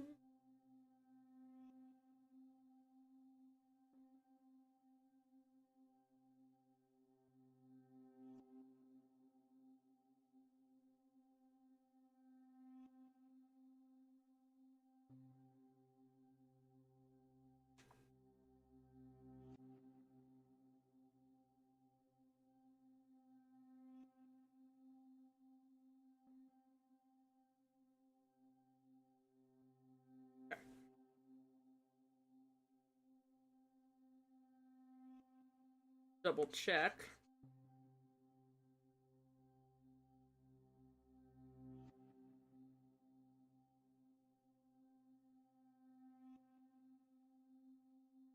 I think for the dirt, I can use the stipple pen as well to make it look more grainy.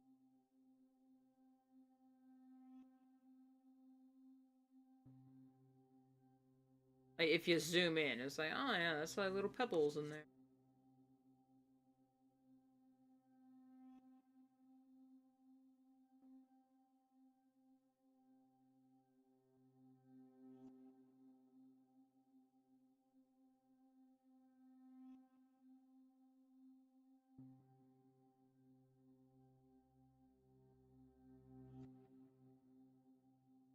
There we go.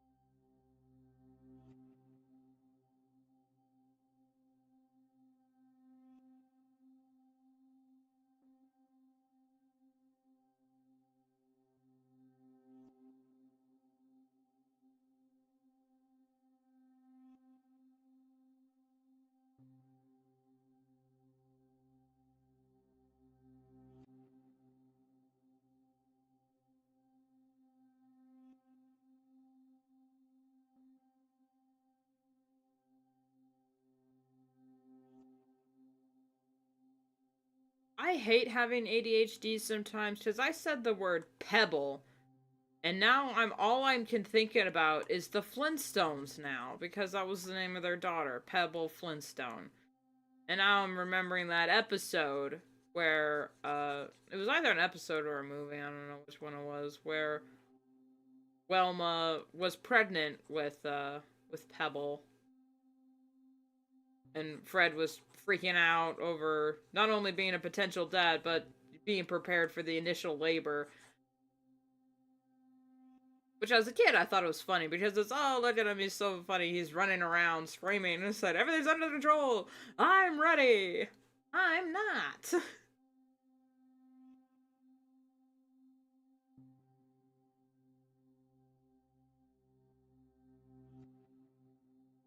Well, then later, when, like, Ice Age 3 came out, and then Manny was going through the same thing, it was like, good God. If I ever have kids, whoever my future husband is, y'all gotta promise me that you don't do that. And if you do that, at least make it comedic for me, because if I'm stressed out about you being stressed out, stress is bad for the baby. And I am baby. Honestly, I should not have kids with, I should not, birthel a babel myself. Because of my fucking caffeine addiction and anxiety. That kid would be born preemptively screwed up. It's like, I don't want to do that to a kid. I want to give them their best life possible. Like, a fresh start and whatnot. At least a better start than what I could have given them. Which is why adoption is a viable option. They're already got baggage with them. You're like, you know what? Let's just try and make it better. That's so bad. I probably shouldn't say that. Because it couldn't possibly make it worse. Fuck, don't say that. Stop talking, Rune. Stop. You're gonna get not arrested. It's like you're gonna get canceled, man.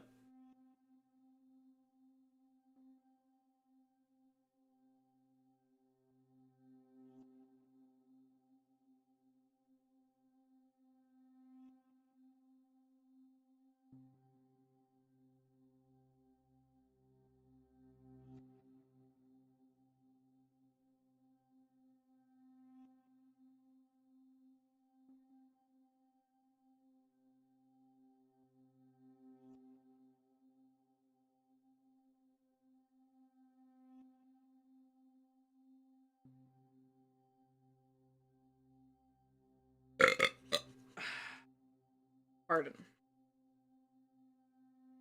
Honestly, if I get canceled, it ain't gonna be because I made a sort of backhanded, not really snide, but a joke about adoption.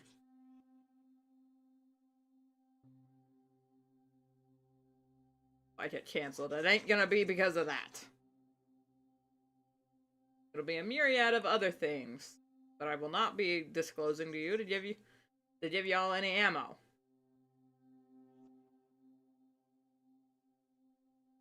I don't think there's anyone out there currently praying for my downfall. Be funny if it was, though. Can you imagine someone dedicating their entire life just praying for my downfall? Mine, not just mine in like, my people in general, just mine specifically. It was like, oh, that rune scheme. I hate her. Which is like, oh, I hope like no one watches her streams, and I hope she gets depressed and all the. And others like, bro, I don't need your help with any of that shit. I'm gonna be responsible for my own. If I'm gonna have a downfall, it's gonna be because of my own poor decisions. It'll be on my terms, asshole. There's nothing you can do that could possibly accelerate what's already going to happen. So why bother?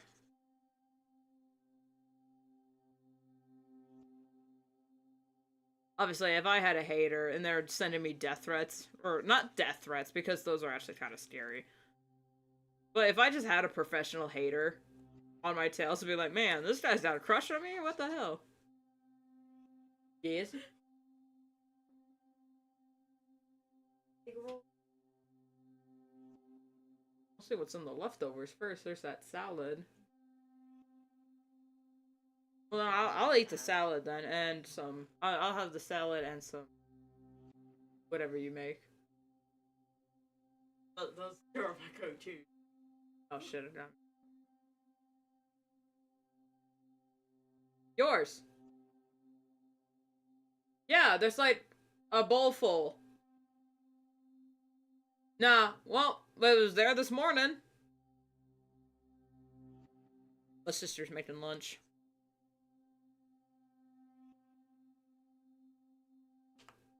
Anyway, I just think haters are really funny. You know, people that hate watch content creators, so they have, like, something to bitch about. Like, they're back at it again with this bullshit. I'm just, man, don't you have anything better to do with your life? If you don't like someone or something, don't engage with it. It's as simple as that, honey. Don't waste your precious time and creative effort on little ol' me. I don't need you to destroy my reputation. I'm quite capable of doing that on my own.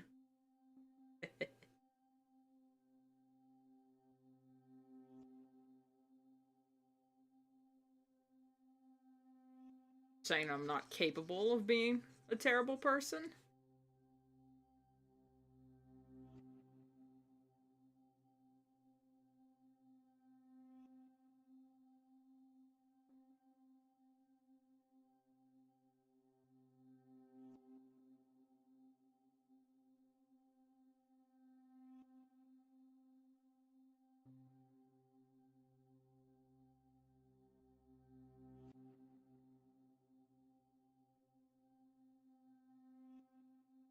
A part of me thinks it would be funny to have a hater, but then another part of me would be like, anytime I say something that would be like slightly off color or mess up in any sort of way, I'd be like, great, can't wait to see this next expose video, or can't wait to see what an edit they're gonna make out of that.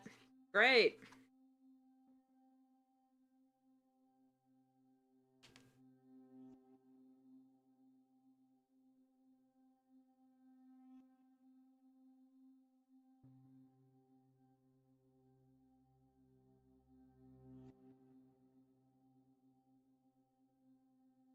So it's a ha-ha, but a hypothetical ha-ha. Because if I was actually faced with something like that, I don't know how I'd feel. I'd be confused for one. It's like, what'd I do?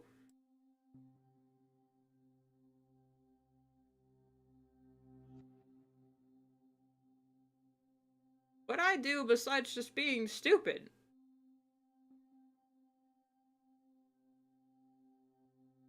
Finally. Ugh. Oh, I can relax now.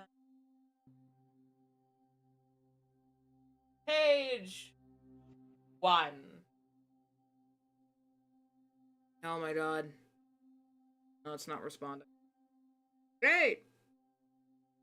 There we go. Oh, but it looks good though. Wow. I should take breaks more often.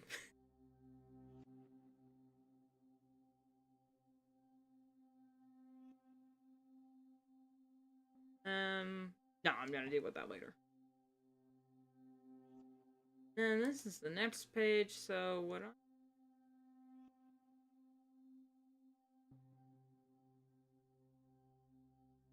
have I done?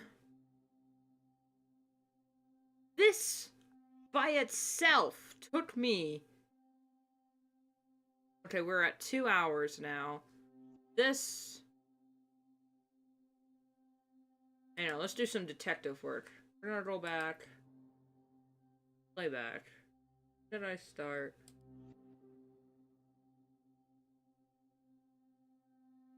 It took me like barely an hour to do the rest of that, and it took me an hour and 10 minutes to do all of just this. Y'all.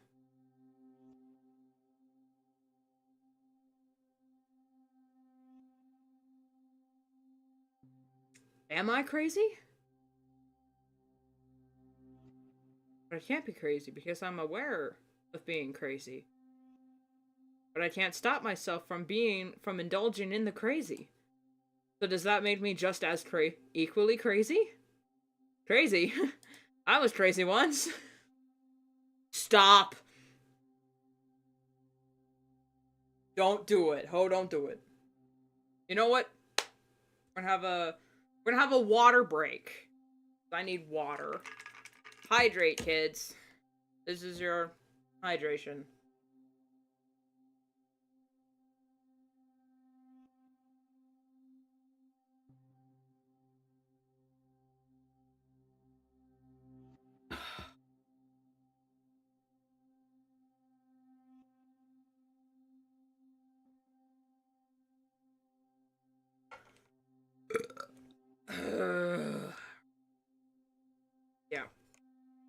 Yeah, that's much better.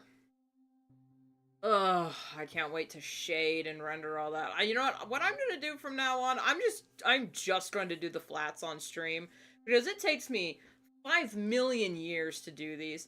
And you know what? I could just monetize the entire process start to finish, but then the streams would be like 10 hours long.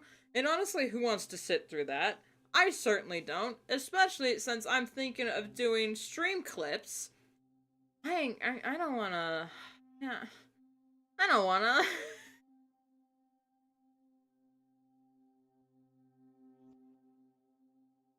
Damn it, I still gotta shade these bitches. Fuck it. Multiply 65. Oh, wait.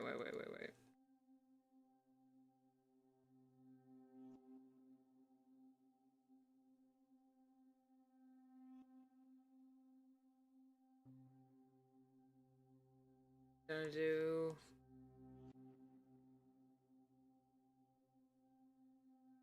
Green. Rim with red, because apparently that's how actual shades work. I've been seeing tutorials all over the place talking about how to properly shade a piece, but I hadn't actually implemented it into my work.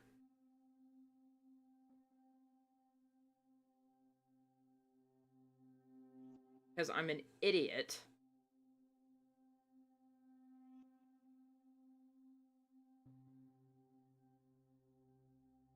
But I mean, look at that. That looks so much better than what I would normally do. And then we're just gonna... Let's back and forth.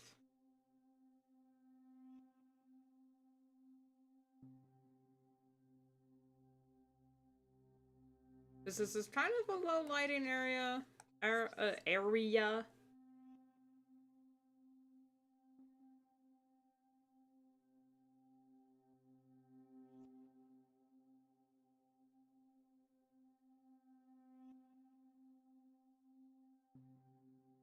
That out. And then come back in with a way bit of lighting. Hard light. 50%. Bit of the yellow.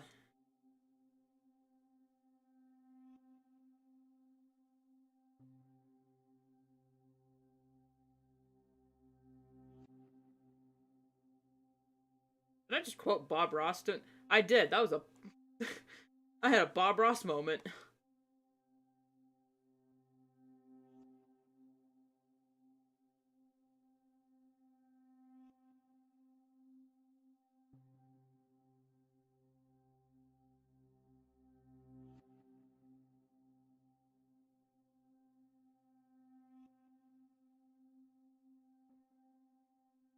Hmm.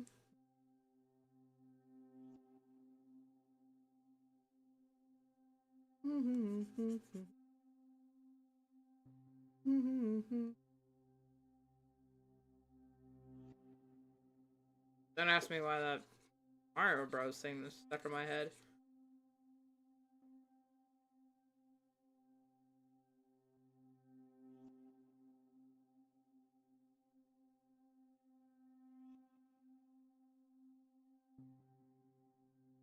So this isn't a scene lighting, so we can kind of get away with a bit of the coloring and whatnot. This is just dramatic shade.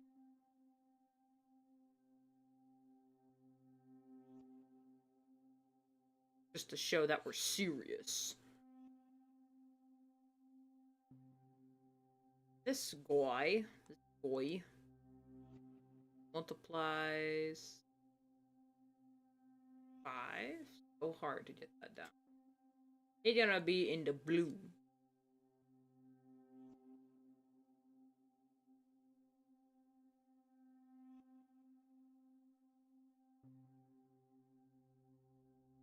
Where's the lighting coming from? I have no idea. Where do I put the shades? Who knows?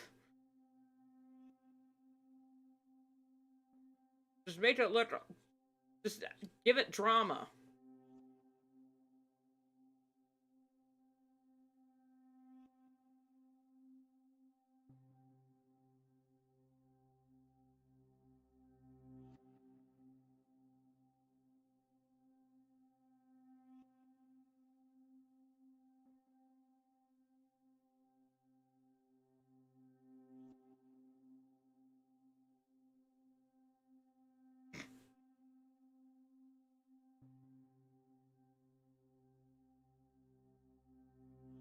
Okay, this looks a little... Okay, I'm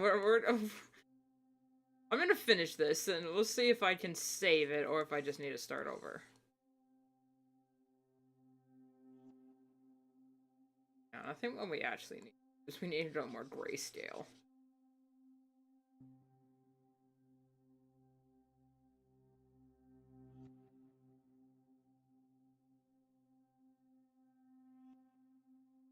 Or here's an idea, we just don't.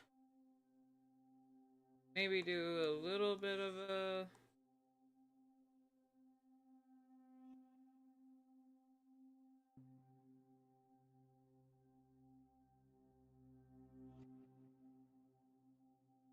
Maybe for the sake of... Okay, hold on.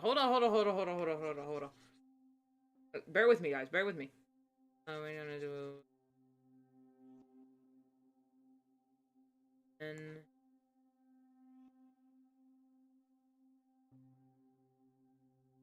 Then...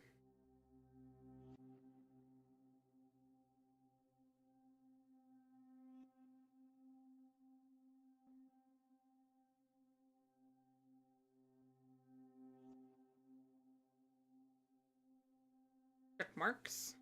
Face.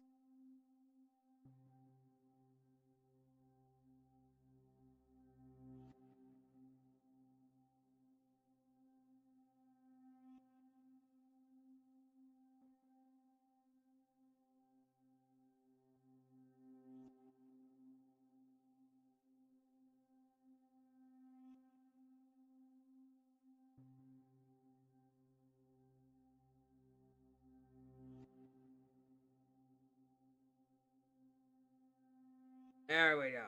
Alright, now we... Oh. Wait. You don't do that. Just buff it out a little.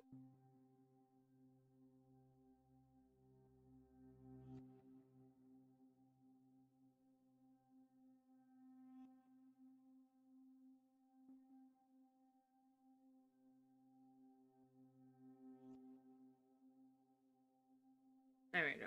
The drama of it all. Making them pop out.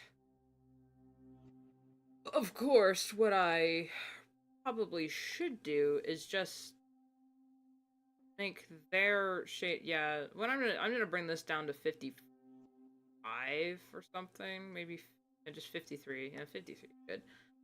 I'm gonna highlight her shade area with the airbrush, lowest opacity, and just lighten it a little bit. There. That way it's not as dark. And since I put these on the same layer, I don't have to change the opacity here. Just you can manually change the opacity of certain frames. Alright. Now we can save, and we move on to the next page, which is gonna be another 2 hours. You know, we can have a 4-hour stream. Fuck it. I'm feeling great. Fuck me.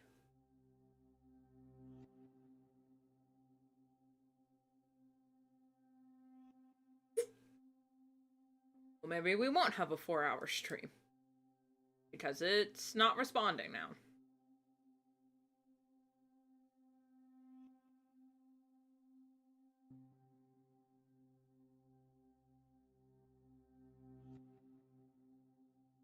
Okay. Okay, it's responding again. Phew! Alright, we're gonna save again. And we're not gonna touch anything.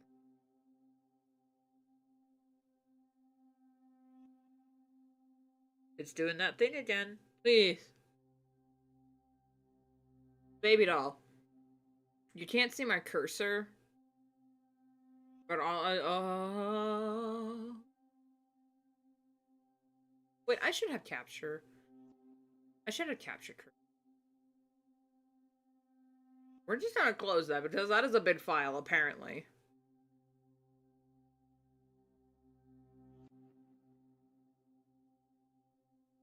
We are going to take care of this. We're going to move on. Next page.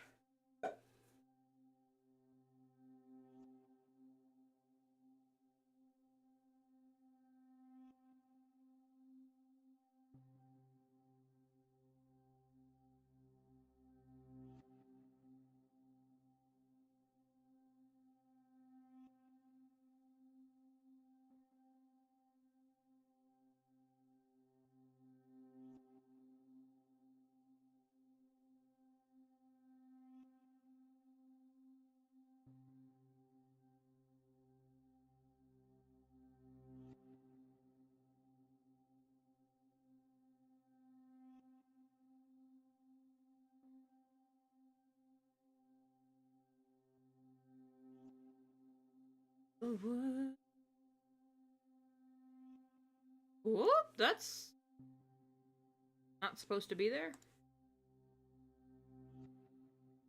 I got my root. I don't know what that song is, but every time I do a whoop, it pops into my head. It's like, that's not an apt reference. Not applicable. Does that stop me?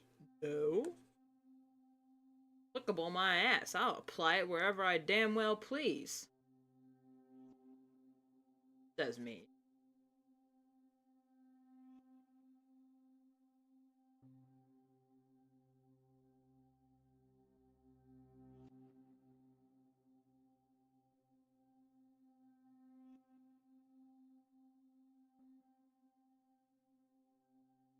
Good enough.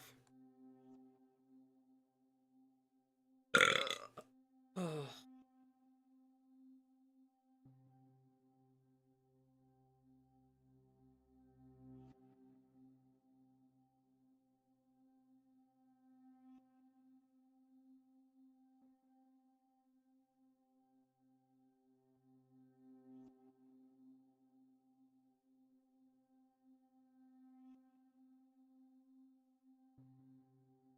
Actually, I'm gonna merge these two layers down so it's just simpler for when work on the dreamboat. It's been a while since I've drawn Lion Stripe. And it shows because I kind of forgot how to draw his wefts and everything. The only reason he looks consistent here is because I just copy pasted. That's the secret. Oh, Waffles, if you want more advice, the secret to drawing webcomics, copy paste is your friend. Don't let anyone tell you otherwise. Copy paste is a godsend. Copy paste transform.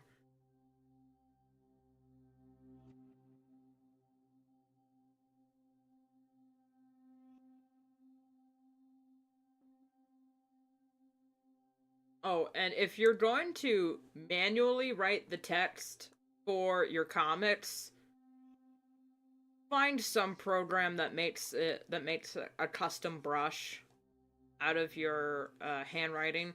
There is a program that does it. I think Lavender Town made a video on it when she was talking about her experience with webcomics. Do that. You know what? I'm gonna go find her video soon after this and find that program so I can get back into using custom brushes.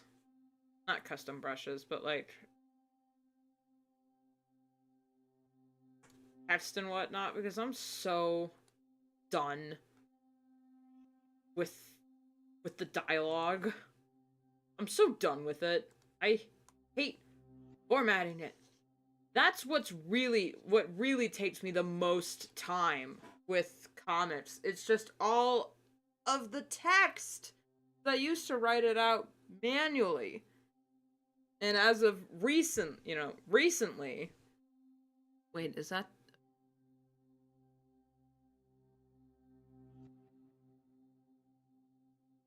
Wait, left outside. So here?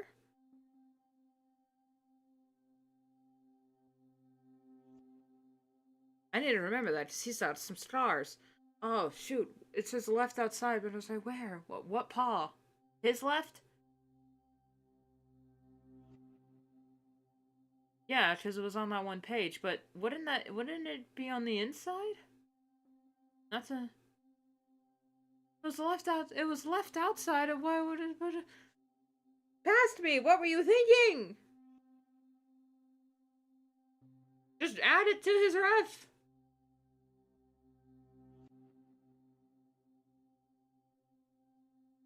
I'll deal with past me later.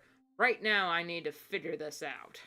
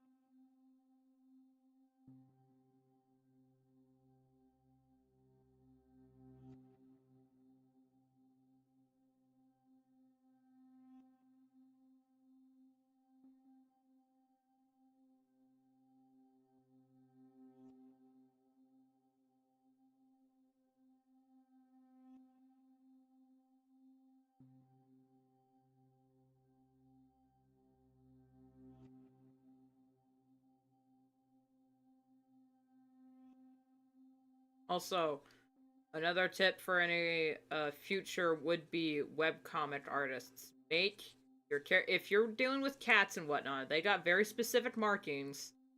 Make them not reputable, replicatable, because you will need to replicate these markings over and over and over again until you are that's the fucking wrong one, until you are physically sick to look at it.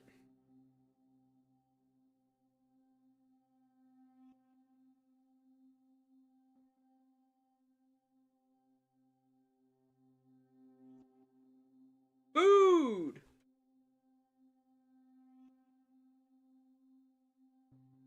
Thank you.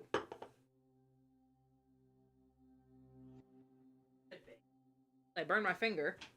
Yeah, I burned my finger. Alright, boys.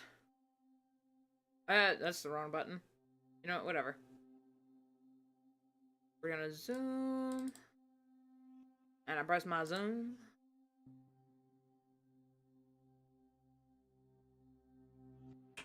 I'ma fucking eat. Because I hunger. Alright. Food break. If you hear me crunching on a old salad and spring rolls. But are these spring rolls or egg rolls? They're small. I think they're spring rolls. Anyway, I'ma eat. Got hunger. Salad's a little wet, but okay.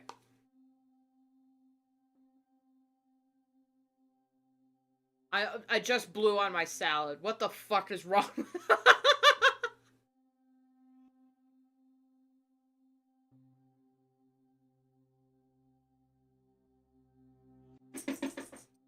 No, you can't have any.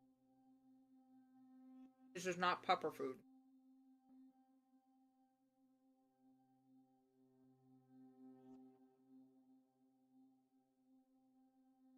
I hope you guys can't hear my crunching or chewing. I hope the noise gate takes care of that. I haven't messed with the settings at all with the noise gate, because every time I do, it sounds like garbage. But I want it to pick up my voice. You know, I want it to pick up my humming, but not so much my clicking keyboard and crunching.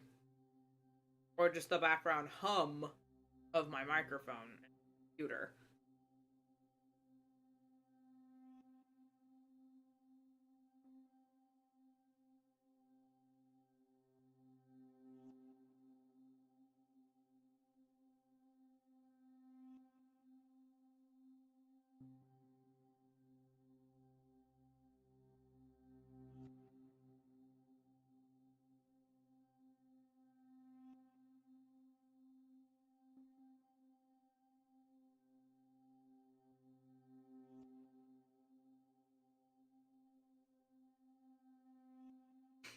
Ugh.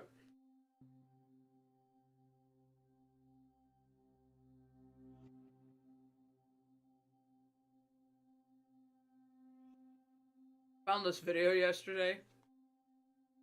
That was one of the funniest things I've seen all week.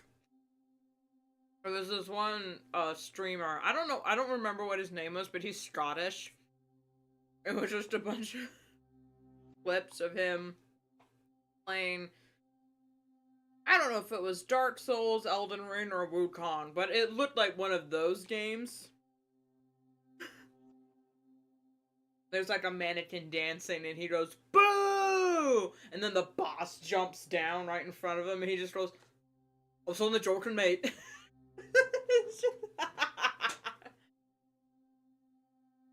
Says, "Oh, I'm dead. I'm dead here, mate.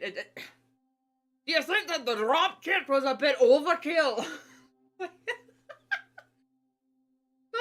I love the Scottish accent. Oh my god, it makes me laugh so much.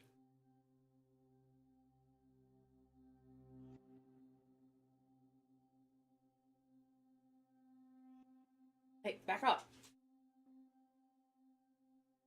As much as I love the Scottish accent, and their culture and history, I don't think I could date a Scotsman because they'd be like genuinely yelling or irritated, and I'd just be in the corner dying of laughter because I think their accent is so funny. So I could never take them seriously. So that's why I don't think I could date a Scotsman because I just could not take them seriously. And I don't want to do that to a person.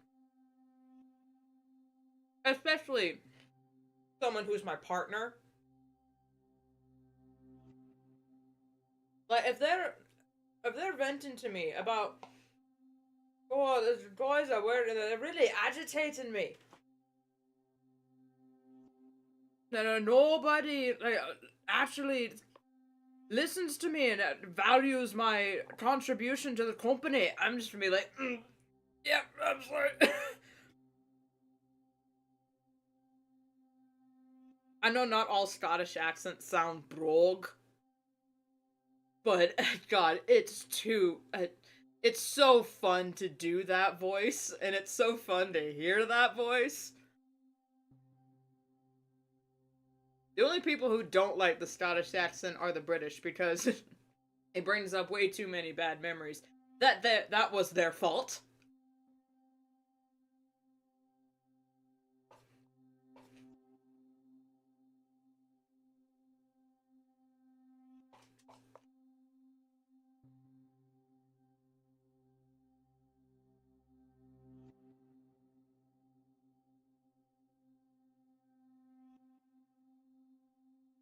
I mean, come on, how can I take the Scottish accent seriously when all I can hear is, I gotta make it, and I'm a black Scottish Cyclops. They got more fetting monsters in all of the Loch Ness than they do the likes of me. If you don't recognize that quote, sorry. I'm not gonna gatekeep it. It's from TF2's Meet the Demo Man. But of course, in the video, they have it censored. So you think he's like, what the fuck is he saying? But that's like the real line. They got more fetting monsters in all of Loch Ness than they do the likes of me. Then they got the likes of me. So,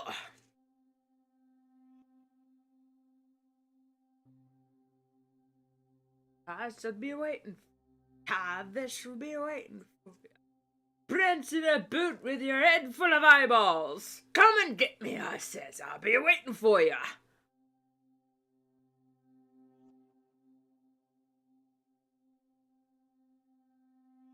Or they're gonna have to put you back together in hell.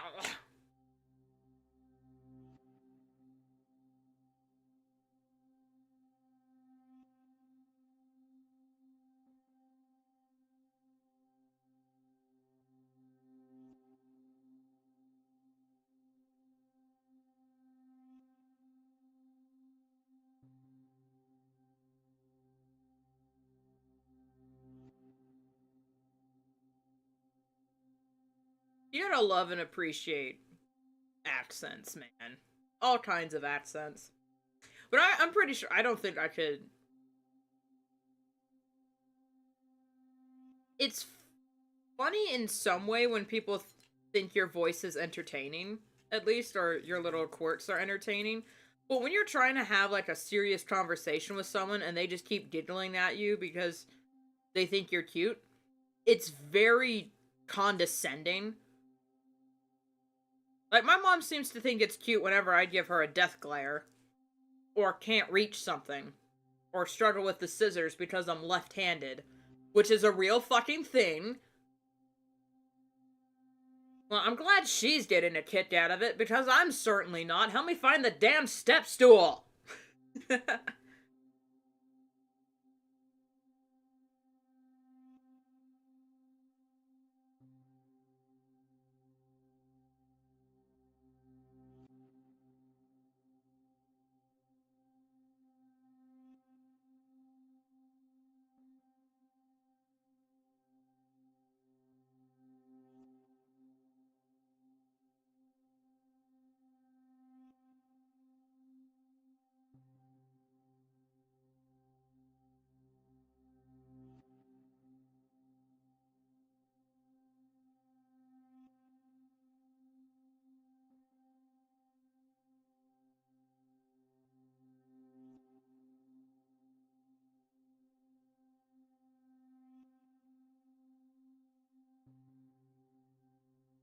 pretty sure there are people on this planet.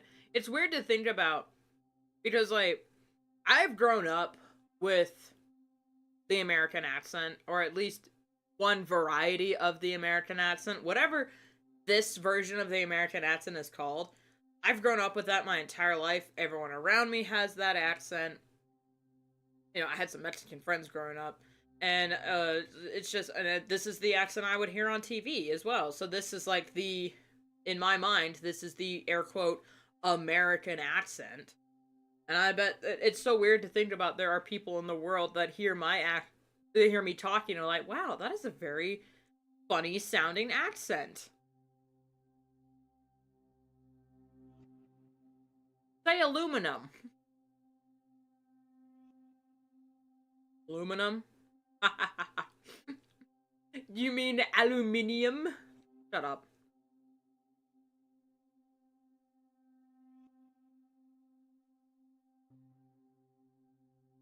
You know, there are some people like, oh, I love the American accent. You guys sound so silly. You're like, stores are pretty, aren't they? Hello, I would like a hamburger and with some french fries.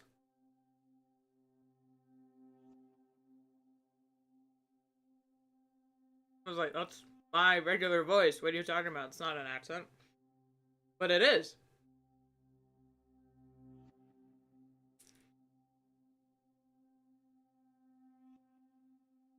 Everyone has an accent. I hate the description, no discernible accent, because it's like, everyone has an accent. There's no baseline accent. What do we mean not discernible? Does that mean you just couldn't tell what country it was from, but they had a way of... Because an accent is just how you speak. That is an accent. So, I'm almost done with these spring rolls, guys. I got like 2 more. And then we'll get back.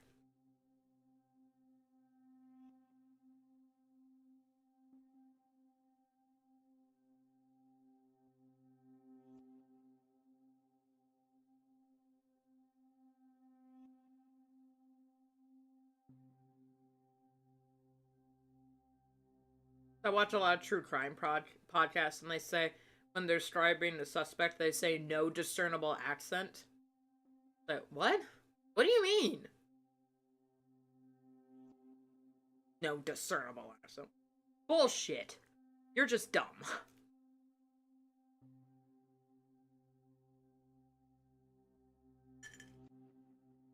You don't sound like me. You must have an accent. You know, the majority of the people come from India and China. So the actual language of Earth is Chinese. Or Mandarin or whatever. Yet all the aliens land in America.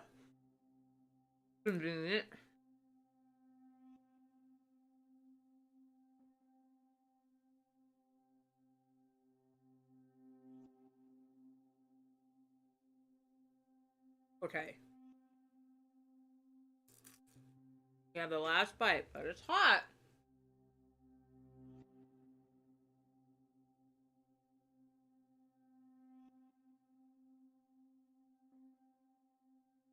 Boy. Hot. Cool. Blow on it. There you go. I'm gonna put my dishes away and then we're gonna get back to work.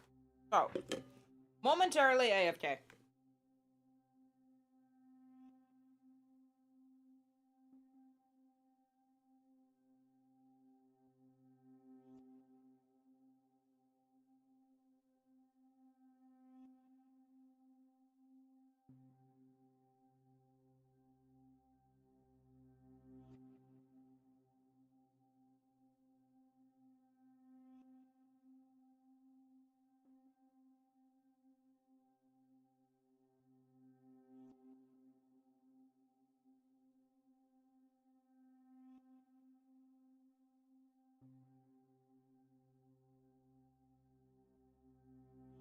Give him the chair. Right on back. Hey, ooh! Chair hit the wall. And my head hit the wall. I have no idea what that thing is from, what that quote is from, but my goodness, does it... It makes me laugh every time it appears in memes. I'm gonna top off my food with some water.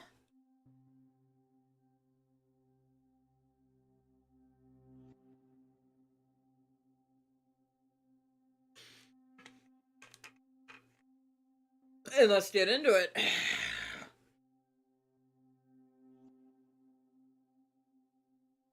Alright, hold on. Put my glove back on. Get my thing. There we go.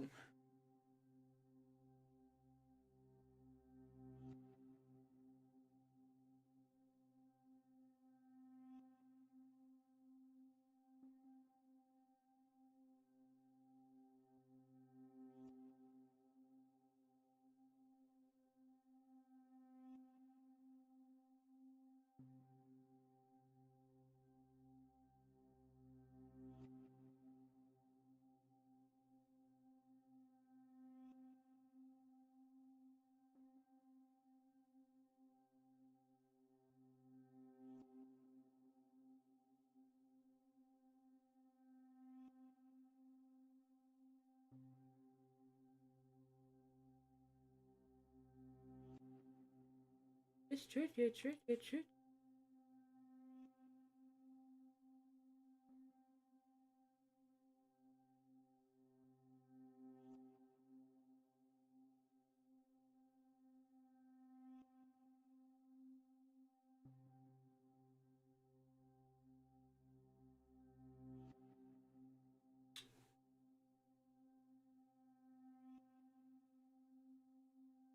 Okay, remind me. After stream, I need to figure out Line Stripe's scar situation. Because that needs to get figured. And I need to check thing.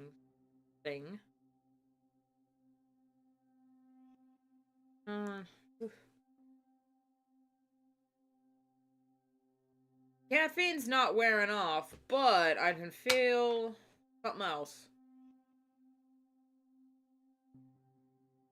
Just the entertainment fatigue hitting. If you know, you know. I'm an introvert by design. I have introverted tendencies.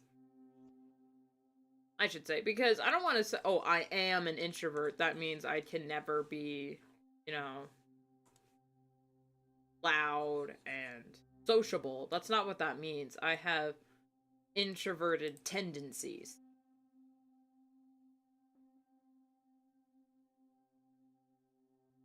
I mean, I guess I could be considered more of an ambivert because... But, like, an introvert is someone who, like, feels recharged from being alone. And I sort of get that, but I don't like being alone all the time. And sometimes I just like being around people, but not directly interacting. I like that. So I guess that makes me more of an ambivert, or at least, yeah, have more ambiverted tendencies. But it's just easier to say introvert because people know what that means. But it's also got this weird stereotype. You say, I'm an introvert, and they're like, oh, so you hate people? It's like, what? No, I love hanging out with people. I like my people. It's just and I love, you know, going out. I love making a day of it. You know? I like hanging out with my peeps. With my family. Going shopping. But when my battery runs out, my battery's out for the day. And now I need to go just stop moving around. I just need to sit somewhere. But that's mostly because my feet have started hurting. But that has nothing to do with introverted tendencies. That's just me being fucking lazy. Having bad posture and terrible shoes.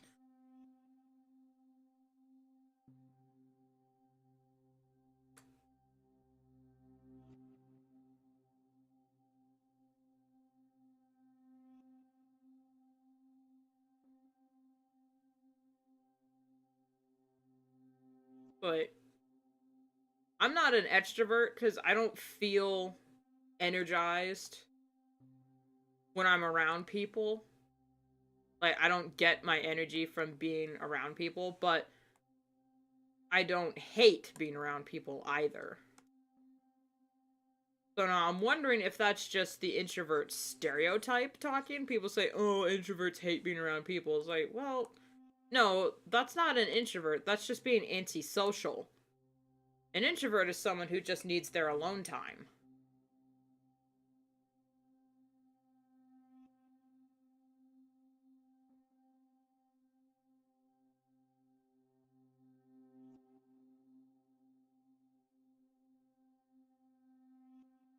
So that I need my alone time, like, going on walks.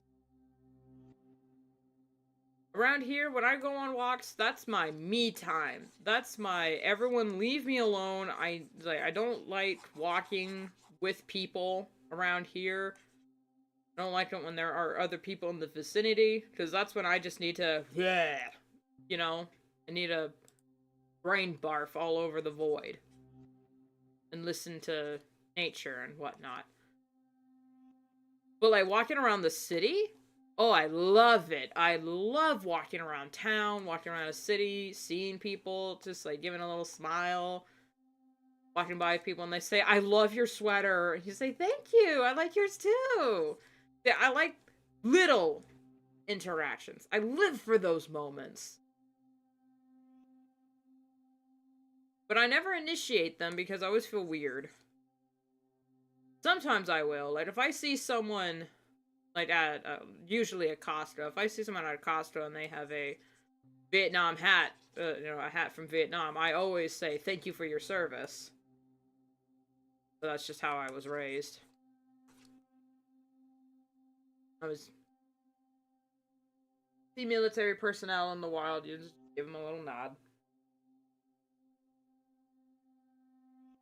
Because I never know if people actually served when I see them wearing memorabilia, because I have a shirt that says women's veterans, and people are like, oh my god, did you serve? What branch? And I'm like, no, I didn't serve, this is my mom's. I also had some stuff from like the Marines, and they're like, oh my god, you're a Marine? It's like, what? No, I got this from a thrift store. But if it's an elderly gentleman wearing a hat that says Vietnam vet, chances are they're a Vietnam vet. And then you can say, thank you for your service. And welcome home. They didn't get that. When our boys came back from Vietnam, they were treated like shit. Being called baby killer and all this other terrible things. It wasn't necessarily their fault entirely. I think Vietnam was the first completely televised war. And honestly, we did not need to be there. But that's a completely different, argument. And I don't know what onomatopoeia to put here. Because that's one thing I've forgotten with, comics and, with my story. I've kind of completely forgot about,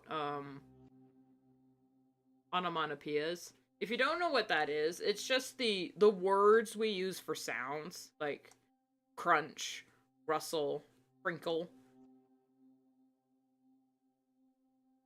Like here, I would put like a little like, not rustle, not that. That's the name, but like.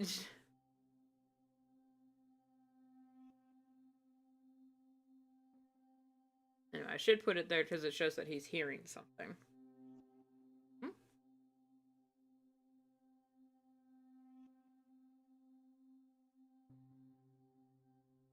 I should...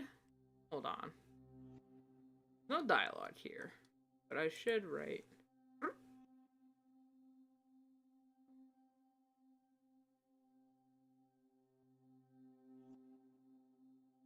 Because that's a cat sound.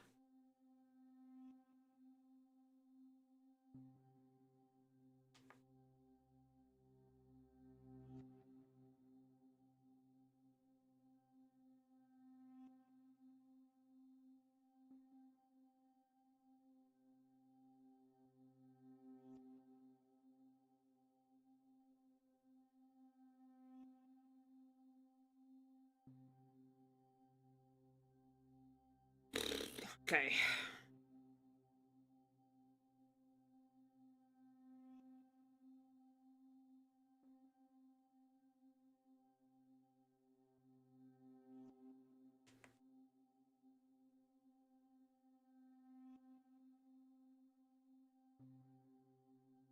Oh! My computer's actually quite warm. How long have I been streaming?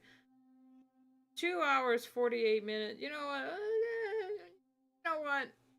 I know it feels like I just got back from eating. And I mean, I really did. But my computer's really warm. So, and my Medibang is taking longer and longer to save when I compulsively hit save every 5 seconds. So, we're probably gonna end the stream there for the sake of my computers. Ugh. Thank you all so much for watching. Whether you watch live or after the fact, either way, I love you. I'm streaming both on YouTube and Twitch every Monday and Wednesday at 11 o'clock Standard Pacific Time. 11-ish. Today I was a little late because I lost track of time. I was watching a daily dose of internet. Didn't realize it was already 11. So, I need to go get the mail. Unless my sister... No, she just... I'll get the mail. Anyway, I need to go take care of all that. Hopefully my computer doesn't explode when I try to end stream. And I will see you all Wednesday for a stats dump. Because tomorrow, I will be posting page 170. And I'm continuing the trend of having a sketch dump stream every 10 pages. So, stay tuned for that. We'll have fun. At least we'll try. Anyway, bye-bye.